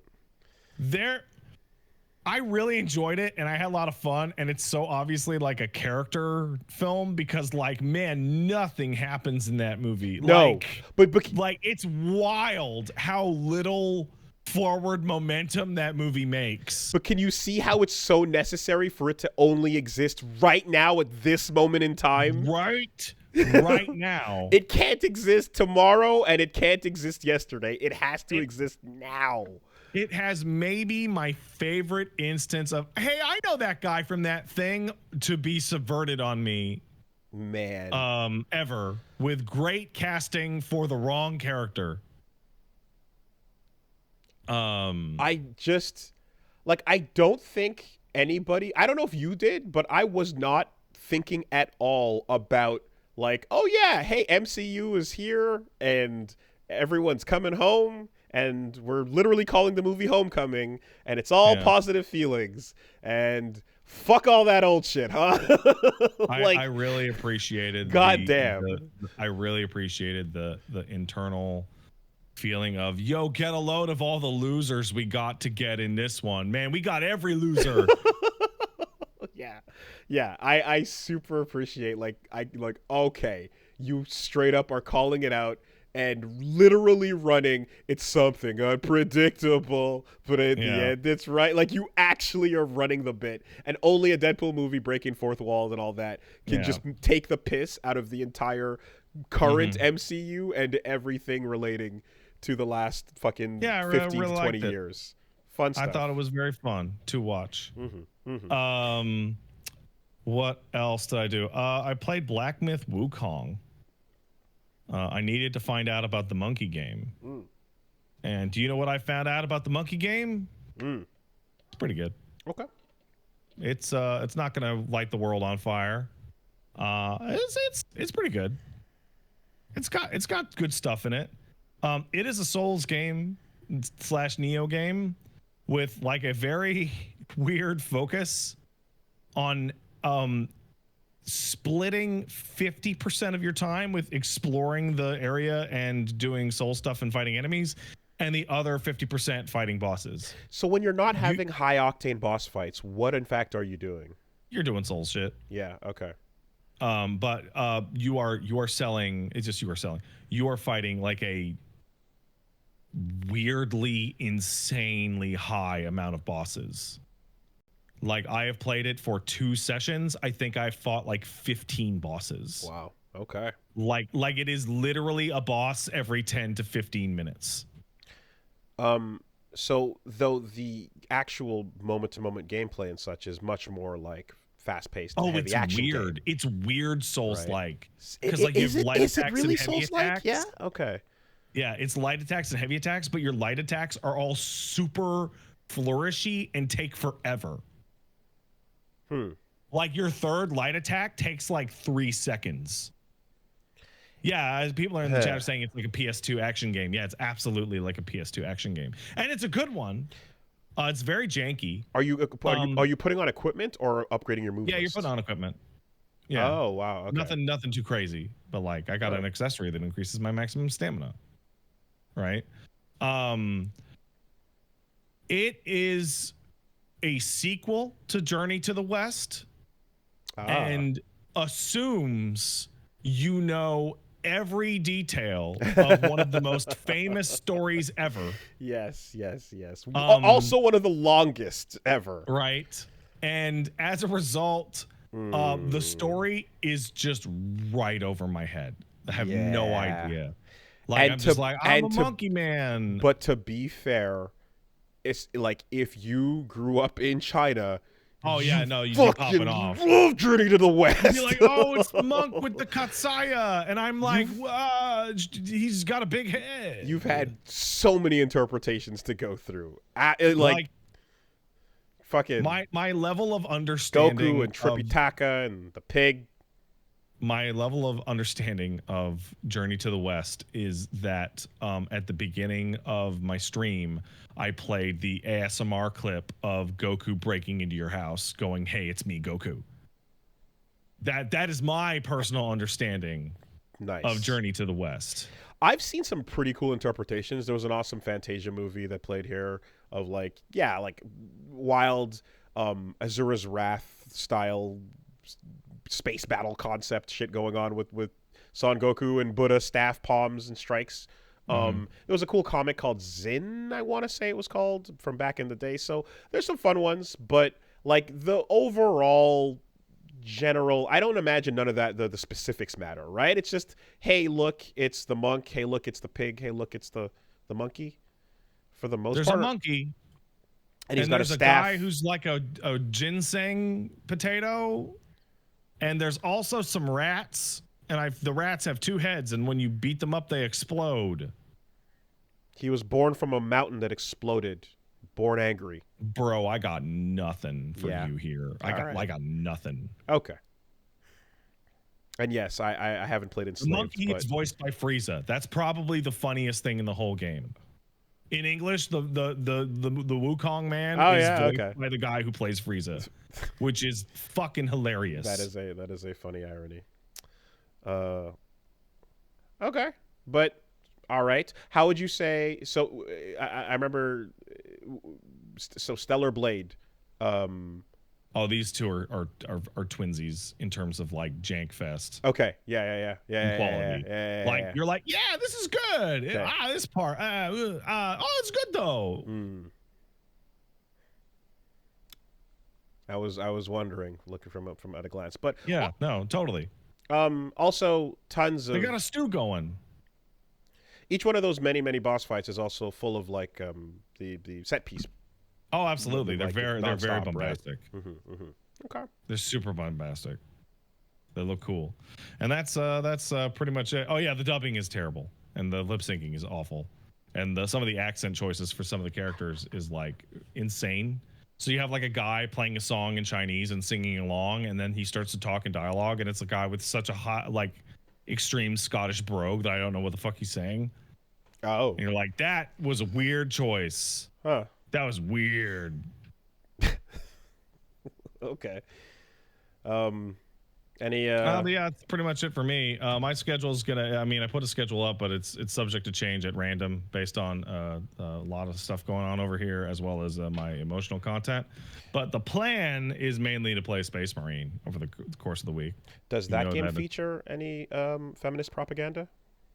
I think it can't by law. Okay, cool. Just checking. Oh, I fucking forgot to talk about Visions of Mana. Okay, so Visions of Mana. Oh, by the way, the Twitch account is twitch.tv/patstaresat. Visions of Mana is a game I got sponsored to play, so to keep everything I'm about to say with a grain of salt. They put out a demo, and the demo was fucking terrible. The demo was so awful that I played it for 5 minutes and was like, "This game sucks, boo." And then they said, then they said, "Hey man, do you want to do a sponsored stream of this?" And I'm like, "Absolutely, just give me 1 second." And then I went and deleted that video, and then I deleted the VOD, and then I deleted all the clips of it. And then I went, absolutely, send over the contract right now. This game looks cool. Oh, did you get that offer feeling the wind behind it? Did you feel? Dude, it was like the next day. It was the next foul day. winds coming right behind it. Right? Grab that bag and run. Yeah, no. And then like I was like put up my schedule and I'm like, hey, I'm gonna be playing Visions of Mana. And people in my chat were like, didn't you not like that? I'm like, I don't know what you're talking about. I don't know what you're talking about. And they're like, didn't you play that last week? I'm like, no, I didn't. There's no video of me playing that last week. You don't even know you don't know what you're talking about. Damn. Indie fucking balancing the statue. So then I played a sponsored stream of it, and unlike the demo, which started you like with all 5 characters like in the middle of the game, this one started when you start the real game. It starts you at the fucking beginning, and like you don't get slammed with 100 options right off the bat. And like, yeah, it's actually like a really charming little game that has a lot of options. And it runs way better on PC than it did on its demo form. And I was like getting into it. I was like, hey, there's like a real thing here. And then before my stream even finished, people were like, yeah, Wario says the whole development team that made it got fucking fired. So cool. And I'm like shocked Pikachuing like live. And I'm like, who is making the decisions to pay me to sponsor games to then fire the development team? What are you guys doing? What are you doing? The game had been out for like 8 hours. Like, beat the backlog clock. Like, still pay me, right? Because beat the business shutdown clock. Yeah. Well, it does. I bet if your original video stayed up, I think it probably would have taken a while for them to catch on to it, and you probably would have been in the clear. Oh, I was always in the clear, but I just thought, get more value out of it. Well, that's wild. Getting rid of all that shit I talked. Make sure you actually get that bag, by the way. Like, oh yeah, no, with all that going on. Because it's a third-party company that was contracted by Square Enix. True. Has nothing to do with. And like when I talked to the guy, I'm like, hey, I think the stream went well, and he's like, yeah, your stream was great. Crazy about the developer. Yeah, that's nuts. Mad, yeah. So that's Like that guy found out the same time I did.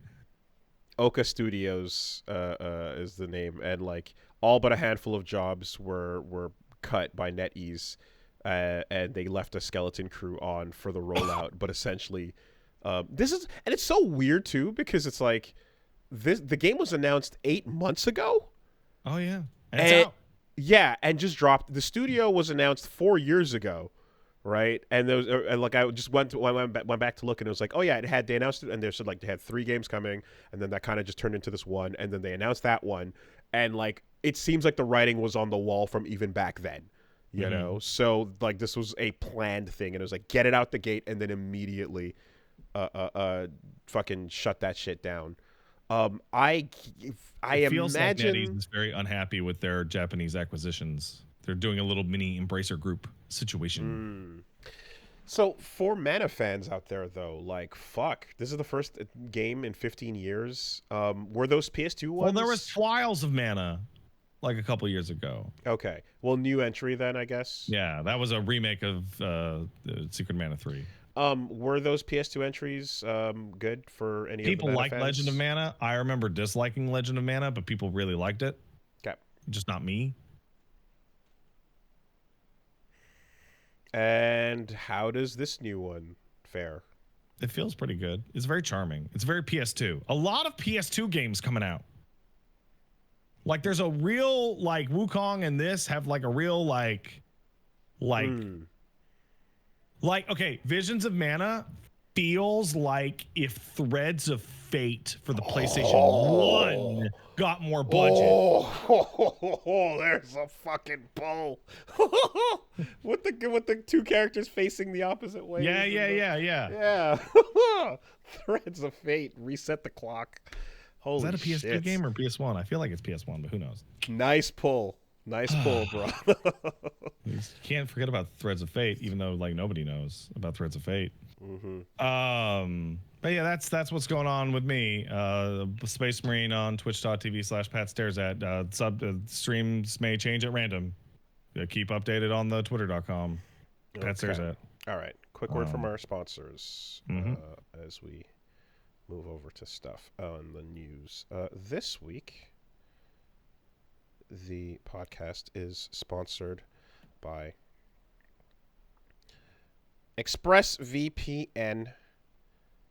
When you go online without ExpressVPN, that's like driving your car without insurance. Oh, don't do that. That's bad. You might think you're a great driver, but what about all the crazy other people on the roads these days? Why would you take the risk? Right? Yeah. Going online without ExpressVPN is like not paying attention to the safety demonstration on a flight. Most of the time, you're probably fine. But what if one day the weird yellow mask drops down from the overhead and you have no idea what to do? Guys. I'm just going to bite the mask. Can we... We're going into fucking plane crash imagery. ExpressVPN says not using a VPN to protect your data is the equivalent of dying in a plane crash. So, hey. Save yourself. Get it together. Save yourself by going online and protecting your data and protecting yourself from cheeky 12-year-olds at McDonald's Wi-Fi that want to steal your identity. Don't let it happen. That is a wild one. But ExpressVPN's cool. Other sponsors are like, can you tone it down a bit? And ExpressVPN is coming out going, nah, tone it up. Lean in hard. And it's and you know what? When I log on to Netflix and I can't watch It's Always Sunny, I feel like I'm gonna die. The plane is going down, brother. So then I hit the button, and then I'm allowed to watch what I want. Oh my god! Turbulence is stabilizing. So yeah, don't put up with it. Get it and hit the button. It protects you on all your devices. Real easy to use with a single click. Pick your location and go, and it can work even at your router level and protect all devices that connect to it as well. So that's crazy. I don't know how that works. It's like internet magic. Yeah, get yourself protected with the encryption that can keep out a hacker with a supercomputer for 1 billion years. And of course, don't be told what you can't play or watch as well. It lets you fucking check out all that shit on your paid services. If I'm paying for the goddamn streamer, let me watch my thing. Japanese Netflix is wild. There's some cool shit on that. Um, so yeah, secure your online data today by visiting expressvpn.com/superbeast. That's expressvpn.com/superbeast, and you can get an extra 3 months for free. expressvpn.com/superbeast. Thank you, ExpressVPN. Thanks, ExpressVPN. And this week, we've got a new sponsor as well. Oh, I love new sponsor. Yeah, this week Castle Super Beast is sponsored by Boot.dev.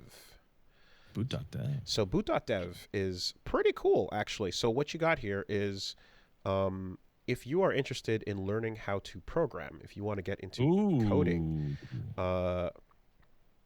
there is a real, innovative way to go about learning it. If in particular you want to learn back-end web development from start to finish in Python or Go programming languages, one of the best things you can do is learn to code in a way where you're not bored.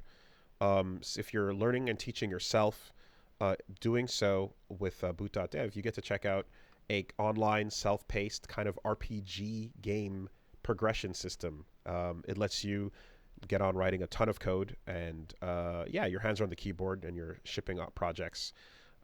You can learn to ship projects the way you want to. Basically, from the way it's all set up, you go through these progressive screens of different, like you can pick a route and like almost go through a dungeon. They present you with these different coding challenges, and then you get a couple hints. You can,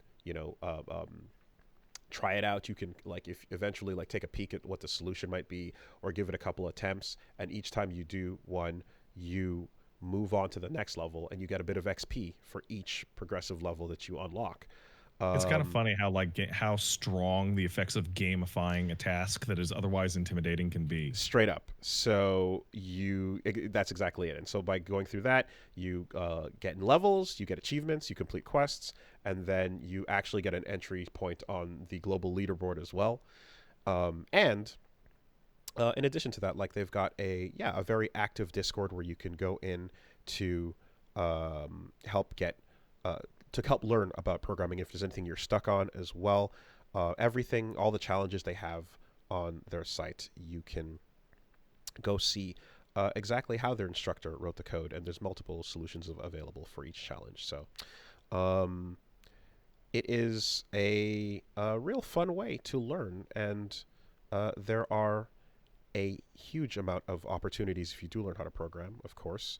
They have, according to Stack Overflow, the median salary for back-end developers in the U.S. last year, 2023, was over 100K. So that's not bad. There's a lot of things you can do when you learn how to program. And if you're someone like me who's I've always wanted to learn how to, draw and make a game and, make some music and all that stuff, I can wrap my head around a bunch of those things, but programming was always the most daunting.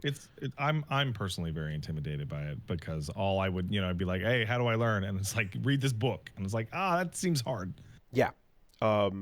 It's a step away from stuff that I feel comfortable with, creative things, and then getting into how to code and then how to code efficiently and all that. And if you want to, if you have big ideas for stuff you want to make and you can do it all yourself and you can learn that, not only can you be super useful and find a job no problem, but you can also get your own projects off the ground without relying on other people, and that's worth a ton. That's worth so much. So boot.dev is very cool. So you can click the link in our description below, and you can use the code CastleSuperBeast, and you'll get 25% off your first month, or even your entire year if you choose the annual plan. So again, the URL is going to be boot.dev /promo and then equals CastleSuperBeast. That's the URL, and then you can put in the code CastleSuperBeast. You're going to get 25% off your first payment for boot.dev.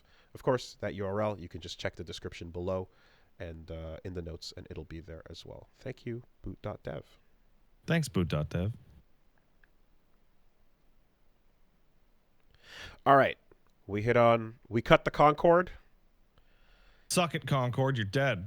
And there's a piece of news about Concord coming from friend of the show, Gene Park. Yes. All matches in Concord are now filled with players ritually suiciding themselves over and over to try and get as many matches done as possible to get the final achievements. Oh, God. Chivo hunts. Yeah. It is literally nothing but people killing themselves in every damn match. it. For a second, It's I was like a fucking suicide festival. Yeah, well, I was about to say, like, is this some, like, hilarious, like, you know, moment of a ritual? It's like, no, it's just to get the fucking Chivos. God, fuck. All right. Well, yeah. We cut the Concord, and I don't know what it means, but exclamation mark VOM, is that the Vision of Mana? Oh my fucking God. That was the Visions of Mana chat code they wanted, and I was like, oh. Gotcha. Exclamation point VOM.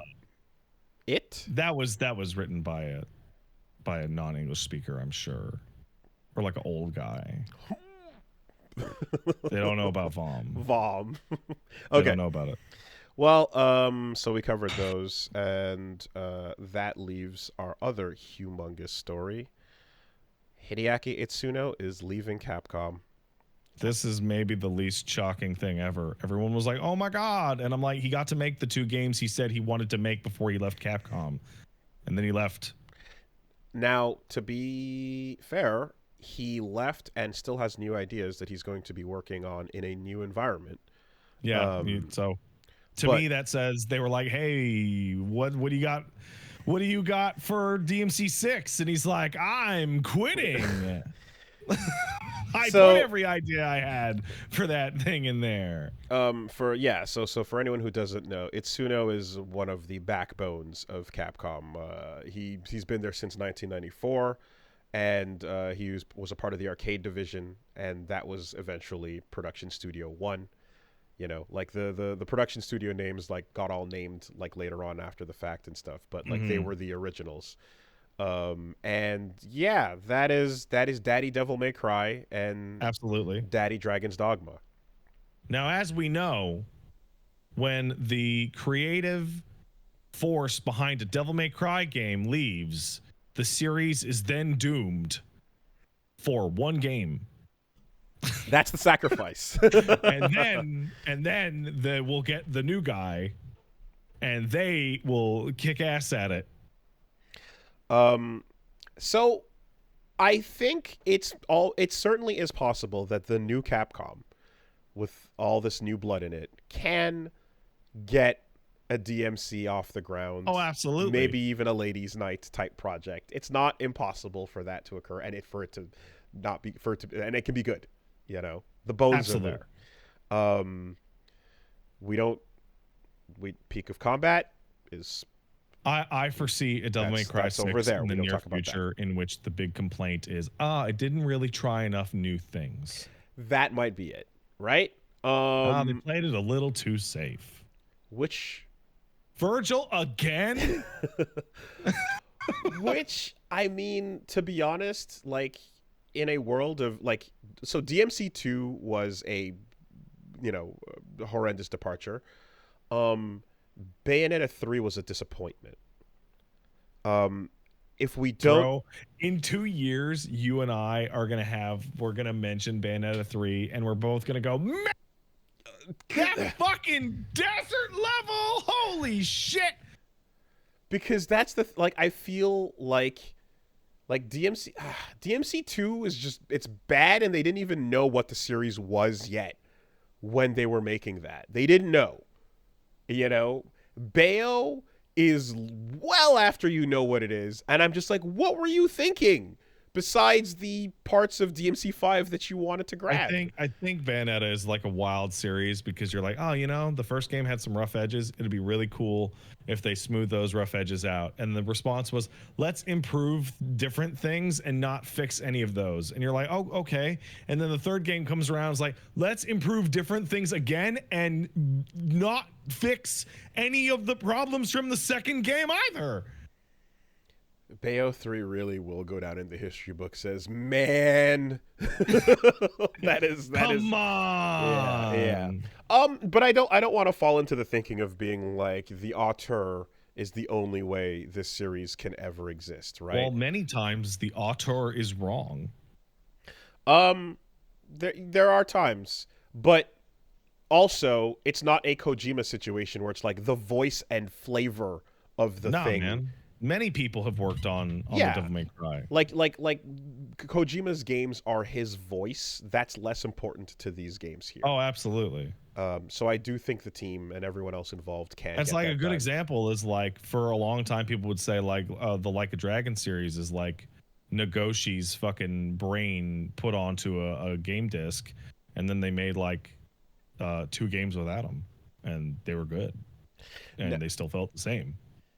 Now, will Capcom want to make another Dragon's Dogma soon? No. I don't. No, they will not. I don't think that's going to be the case. I think they. I do not think so. I think they were hoping for bigger and better things from this last one. But that was Itsuno's like pet project. Yeah. So with that, I guess I feel like not too bad about this because I'm like, I don't think this means Devil May Cry is dead. No, man. And I think he gets to go on to something he's excited about. So that's cool, you know? I think the most disappointing thing that could possibly happen with Hideaki Itsuno is he makes a new company that's coming. Or he's gonna work, or he gets hired somewhere else. I mean, a couple weeks, right? He's gonna make a new, and then in a year and a half, we get, hey, check out this difficult, suave excitement game called Angel's Joy, sure, or whatever the fuck. And it's like the same fucking thing, and you're like, come on. I mean, no, I think he has more up his sleeve. Like, he really loves Devil May Cry and Dragon's Dogma. If you work at a company from 1994 and the only 2 things you really lock in on are those 2 and Star Gladiator, I think I think he's... fuck it, okay. Throwback game. Dungeons and Dragons The Dead 3, and it's a fucking modern sequel to goddamn Shadows of Mystara. And it's Baldur's Gate 3 in fucking side-scroller form. Go! And the title you're looking for is Angel Lols. Yeah, that's what I was thinking. That's Angel Lols. I lied. That's not what I was thinking. Okay, well... we're in a world where Nitsuma and Itsuno are not at Capcom anymore.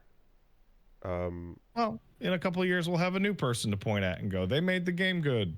Even though it was a team effort. Yeah, the Street Fighter 6 duo, Matsumoto and shit. Fuck. We're gonna get there. It's not burnt in yet. But yes, those 2 are great. There's new blood coming in addition to the old blood leaving, and Nakayama, thank you. It's cool that it's like these legends are leaving, and then we've got, you know, some new names that are like doing good shit there, and openly saying, oh yeah, fuck yeah, we want to make more Marvel. Oh fuck yeah, absolutely, we're interested in more cross. Cool. Do you guys know that Marvel's cool? It'd be sick. We'd love to make a crossover game with more and do more stuff, and they're just straight up saying it. Speaking of Marvel, congratulations to Xbox. Street Fighter announced today that those Marvel collections are in fact going to come to Xbox next year. In 2025, Xbox One gets the Classics collection, fighting for collection for Marvel and CVS. So, hey, they're coming. They're coming.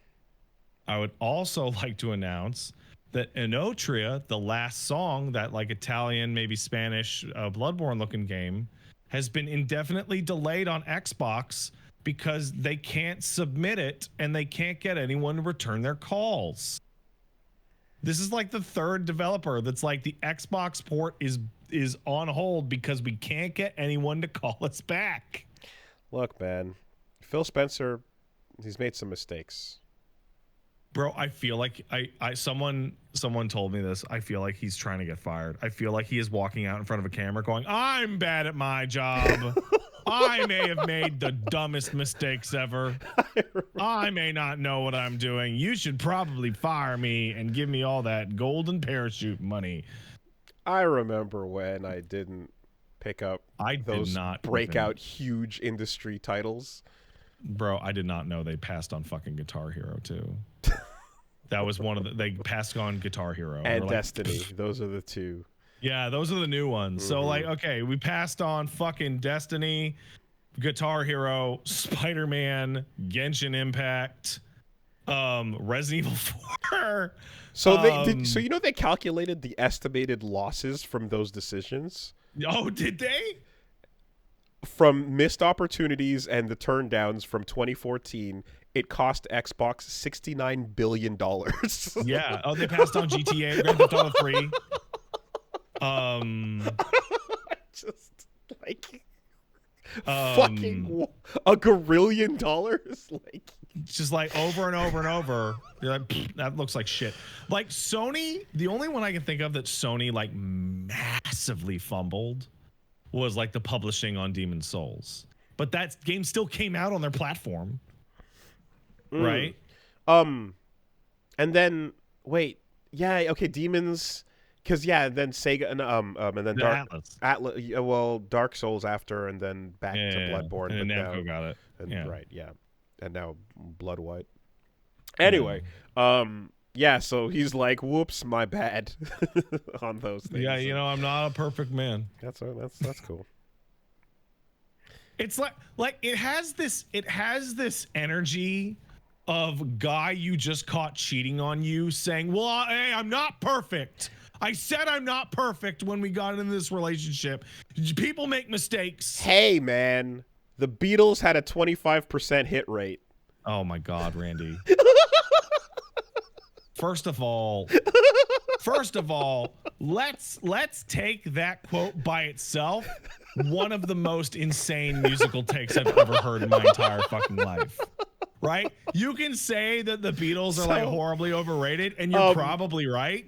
But like 25% hit rate, those guys were shitting gold for decades. For the record, the Beatles released 22 singles throughout their career, and 20 of them were #1 hits.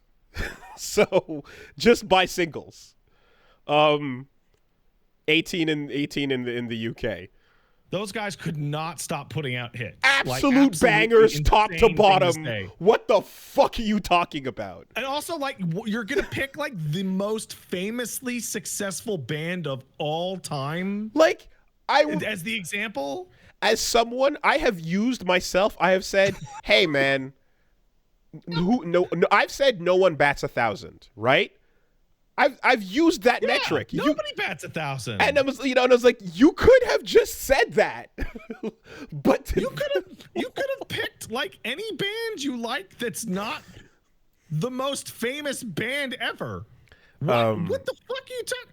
All right. So anyway, the story being that Randy Pitchford said the Beatles had a 25% hit rate in reference to the disastrous Risk of Rain expansion and Borderlands movie. So I just so if you're like, hey, how bad could an expansion be for Risk of Rain 2? Well, what happened was Gearbox bought the Risk of Rain 2 like rights, and so they own Risk of Rain now, and so they said, hey, we're gonna put out a expansion, right? And then the programming errors that they made building that expansion are so crazy that the game is now ruined. And I mean, like, the game is now like retroactively ruined, not just the expansion content. I'm seeing bugs like the character select's completely broken, the final boss is invincible, and my personal favorite is if you plug in a second controller, it deletes your save file. They are actually like the Risk of Rain with that DLC is fundamentally broken. Compliance neurons are firing, bro. So people, I had people Twitter me on DMs and say that they were using Randy's tweets about not batting at 25% hit rate and sending that to Steam support to get refunds. And people are getting refunds. Like the guy himself said that the thing is considered a failure. Give me my money, please. Wow. Okay. So yeah, that's good stuff. That's good stuff. I like that. Randy fucked it up. By the way, everyone who worked on Risk of Rain 2 has now been hired by Valve. They all work for Valve now. Straight. If I had to knee jerk a guess, They're going to the Deadlock Yes. make feel good Right team. into the Deadlock pit then.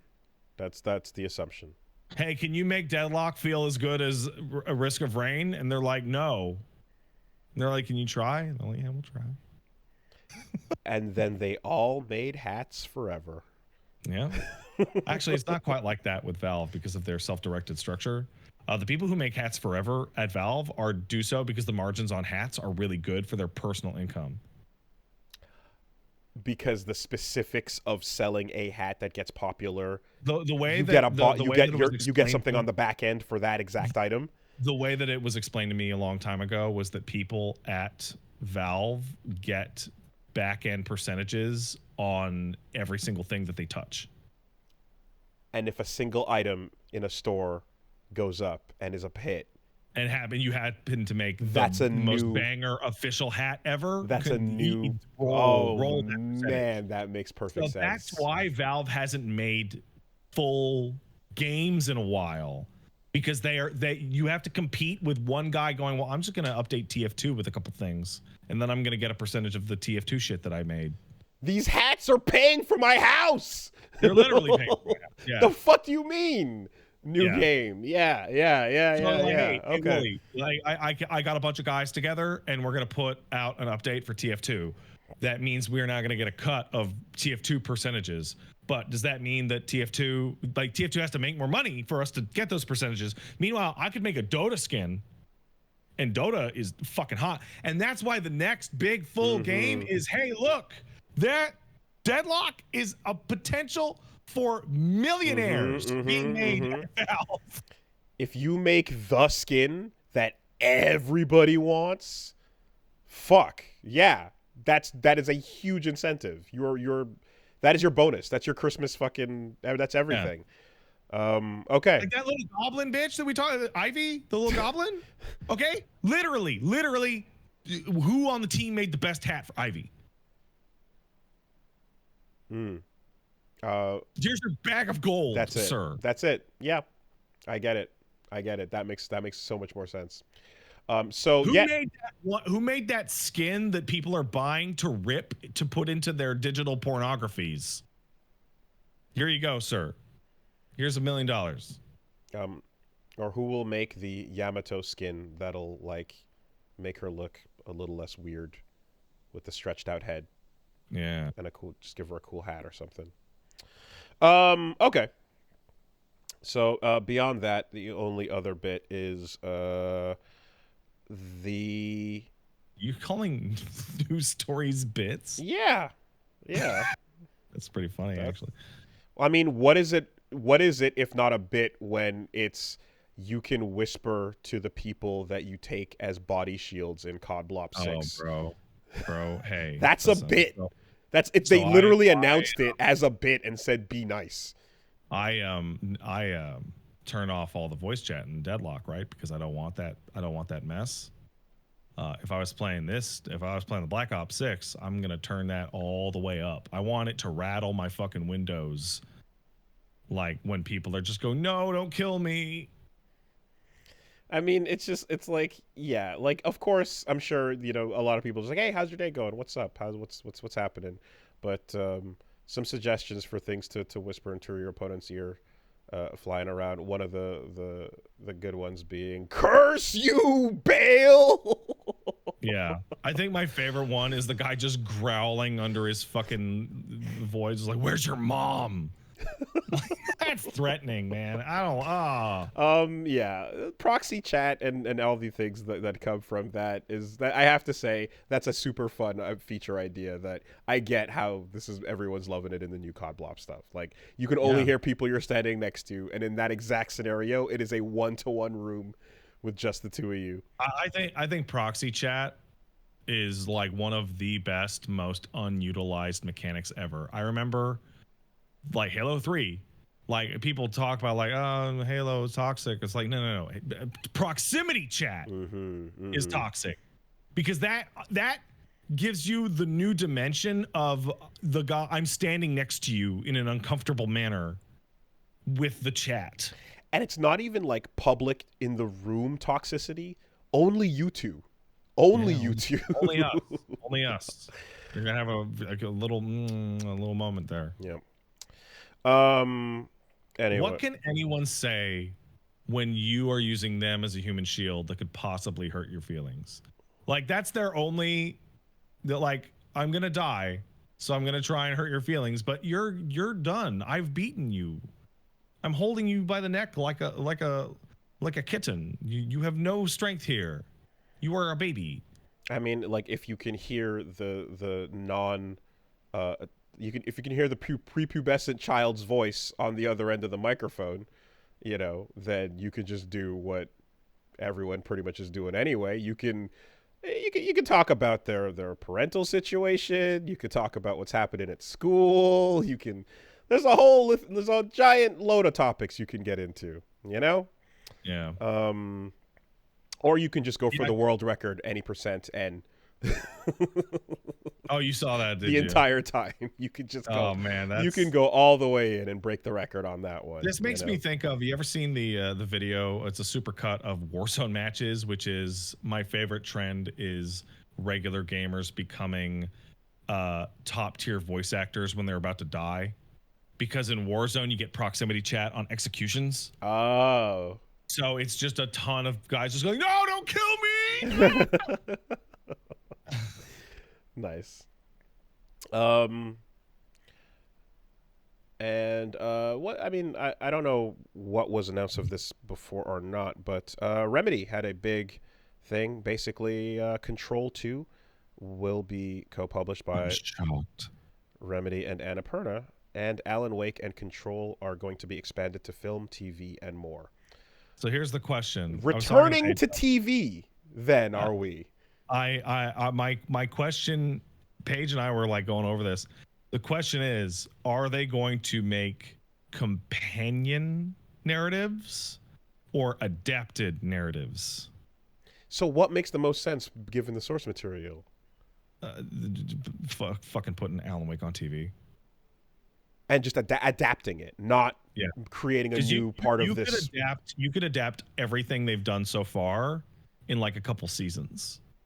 And then you can just do weird shit all over the place. Okay, I don't know anything about any of it, but it feels as if all of these things being companion pieces, they complement each other, right? And even when you can't directly acknowledge it, like Max Payne or Quantum Break, you still are. They're building off of all of that. So you could just do all of it. Okay, you could do because there's not enough stuff that they need to cover that they couldn't cover all of it plus extra.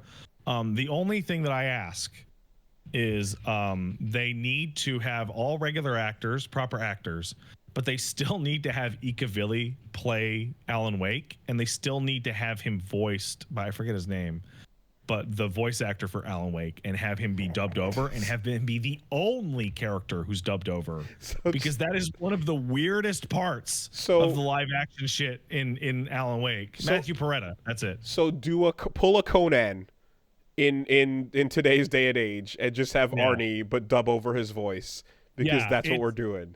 It makes Alan that's and fucking crazy. Sam Lake does the same thing. Where they dub over Sam, even though Sam also appears as Sam and speaks with his regular voice. Right. Okay, he's a cameo practically at that point. Slightly off.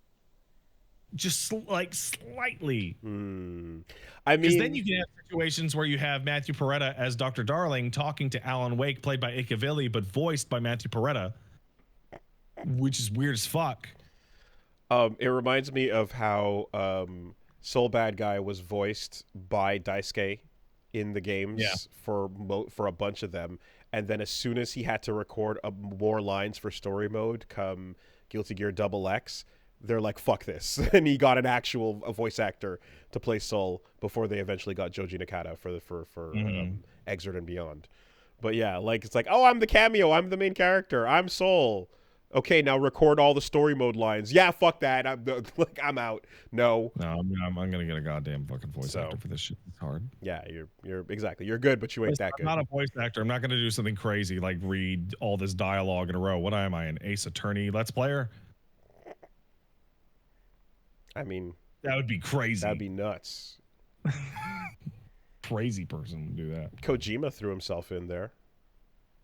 He barely talked. Didn't he have a couple lines? He had a couple lines. I feel like he had a couple lines, but maybe. Yeah. Anyway. All right, let's take some letters. Hey, if you want to send in a letter, send it to Castle Super Beast. That's fucking wrong. No, wait, is it? Okay, No. help me. CastleSuperBeastMail@gmail.com. Stop talking. CastleSuperBeastMail@gmail.com. Let's say it's the same one. We're there. All right. We got one coming in from, hey, the name ain't given. Dear Lords of the Castle, after the discussion last week, I was reminded there's a lot of stuff I dislike about Prometheus and Alien Covenant. The tabletop RPG has been working to bring that unknown back and having the occasional goop-based plot point where it does a new weird fucked up thing so that even players who have seen all the movies are going, what the fuck is that? And having good reactions. Have you ever had something that was included as a plot point in a franchise you didn't like, but then found out later entries or writers did something interesting with it? No. It's not the exact same as discovering what that, but I did have something, which was the ending of the Phantom Pain, which the moment I beat it, I didn't like, but after the fact, it made more sense, and I actually do appreciate it for what it is. And if it's the end of the franchise and we're not surviving out in the fucking nanomachine future, I think it's a pretty cool narrative point to close on. Point being, yeah, fuck the legend and fuck that guy. He sucked the whole time. I think that was I do appreciate the final bookend being, of course it was impossible.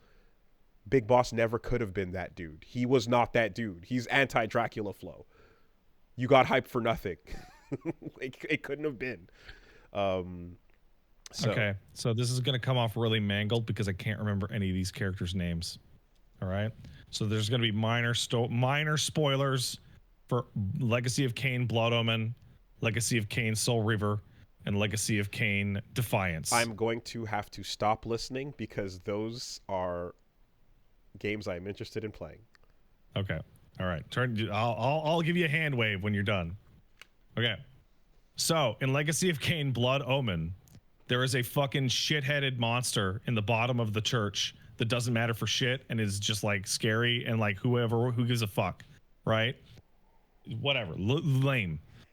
In Legacy of Kain Soul Reaver, you never actually run into one of the brothers that you're supposed to go through in the boss list, and it's massively disappointing. Then in Legacy of Kain Defiance, you discover that freak bitch monster way in the past is actually the boss you never fought in Soul Reaver, fell into a fucking time portal and turned into a massive fucking freak, and you have to deal with him in the future.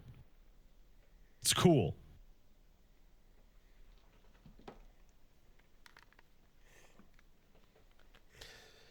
So the other day when I flipped the coin and landed on Dino Crisis and Phoenix Wright, the third option immediately underneath those two was Soul Reaver.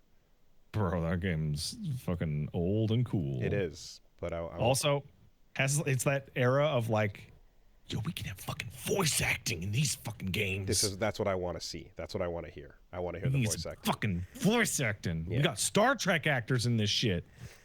So, as soon as you said that, I was like, oh, fuck, shit, wait, no, hold on. That's immediately relevant to my interest. Yeah. All right. And one over here. Yeah, okay. No name. Hello, Pat and Wooly. Longtime viewer asking his first question, though I imagine you've gotten this in some form or another. I've been seeing a lot of videos and comments online with the general sentiment of old game good, new game bad. While I understand this is not a new opinion, I do get annoyed at how it's usually expressed by people who hold it. This is mainly due to them selecting a specific portion of the market that's stagnated in the past few years and acting as if it reflects the whole industry. The focus is on AAA Western games and other open world, Assassin's Creed, Far Cry, for example, multiplayer shooters, Call of Duty, Battlefield, etc. These types of games are indeed degrading in my opinion, but they're also very well known as very few people are into games that are into games that even casually haven't played them. It goes on, but the point of it is I feel like someone lamenting how games used to be better 10 or 15 years ago just hasn't diversified their taste enough to want to play higher quality games, AAA or not, that still come out today. Do you think it's the mentality that it's harmful to people's enjoyment of games, or is it is there validity in their argument? If the latter, does it apply to more niche titles and genres like puzzles, fighting, indies, etc.? Okay, so there's a lot to break down here, but the core of it is how I see it is this: there's a huge proportion of people that when you say, "Hey, what's your favorite game?" they reference a game they played when they were 8 years old, and you're like, "Is that game even good?" And they're like, "It's the greatest game ever." By the way, I also have not played it again since I was 8 years old. Right. I refuse to disassociate it from the happiest and most stress-free time of my life. However, there are certain genres that have actively been destroyed by time. Sports games are fucking terrible. They have been awful since the PS2 era, and I have touched on sports games at random for like decades. They legitimately used to be way better. And what you're saying is the exact point I was thinking right away was you like old game good, new game bad is yes, you can oversimplify, but that's not really the bigger takeaway point. I would say something like old game expansion pack good, new game predatory pre-order, gas service, DLC, etc. bad, right? The sports game being destroyed, for example, is a good example because it's like it's not about the actual game at that point. It's about the marketing, the practices, the microtransactions, it's about the cards. Literally all the things that they've added to ruin the actual thing that once was a simple game that you bought and played, and then that was it. Now, so the statement that like games are just worse now is ridiculous because there are so many more games now that are of high quality. But and also, you don't remember how bad the average NES game was. Holy shit. So the other thing is when you brought up the PS2 callback era just now, I was thinking about, I was like, wow, there was so many cool shit back then in that era. And there's also a ton of trash. There was a ton of garbage PS2 games. If you did not have a PS2 and were actively playing PS2 games, you cannot imagine how many bad PS2 games there were. It was unbelievable. I was talking about Nuja Best earlier. You ever play the Samurai Champloo game? It's fucking trash. You ever play the Cowboy Bebop game? Yeah, I have. You ever play Target Terror where you can fist fight Osama bin Laden? No. Yeah, that's a first-person shooter. Wow.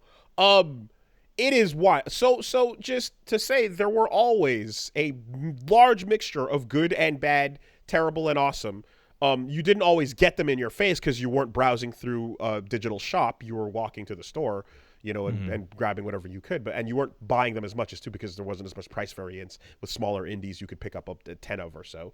But in a lot of cases, yeah, the practices and the pricing and all of that shit has made what would have been a simple good thing shitty.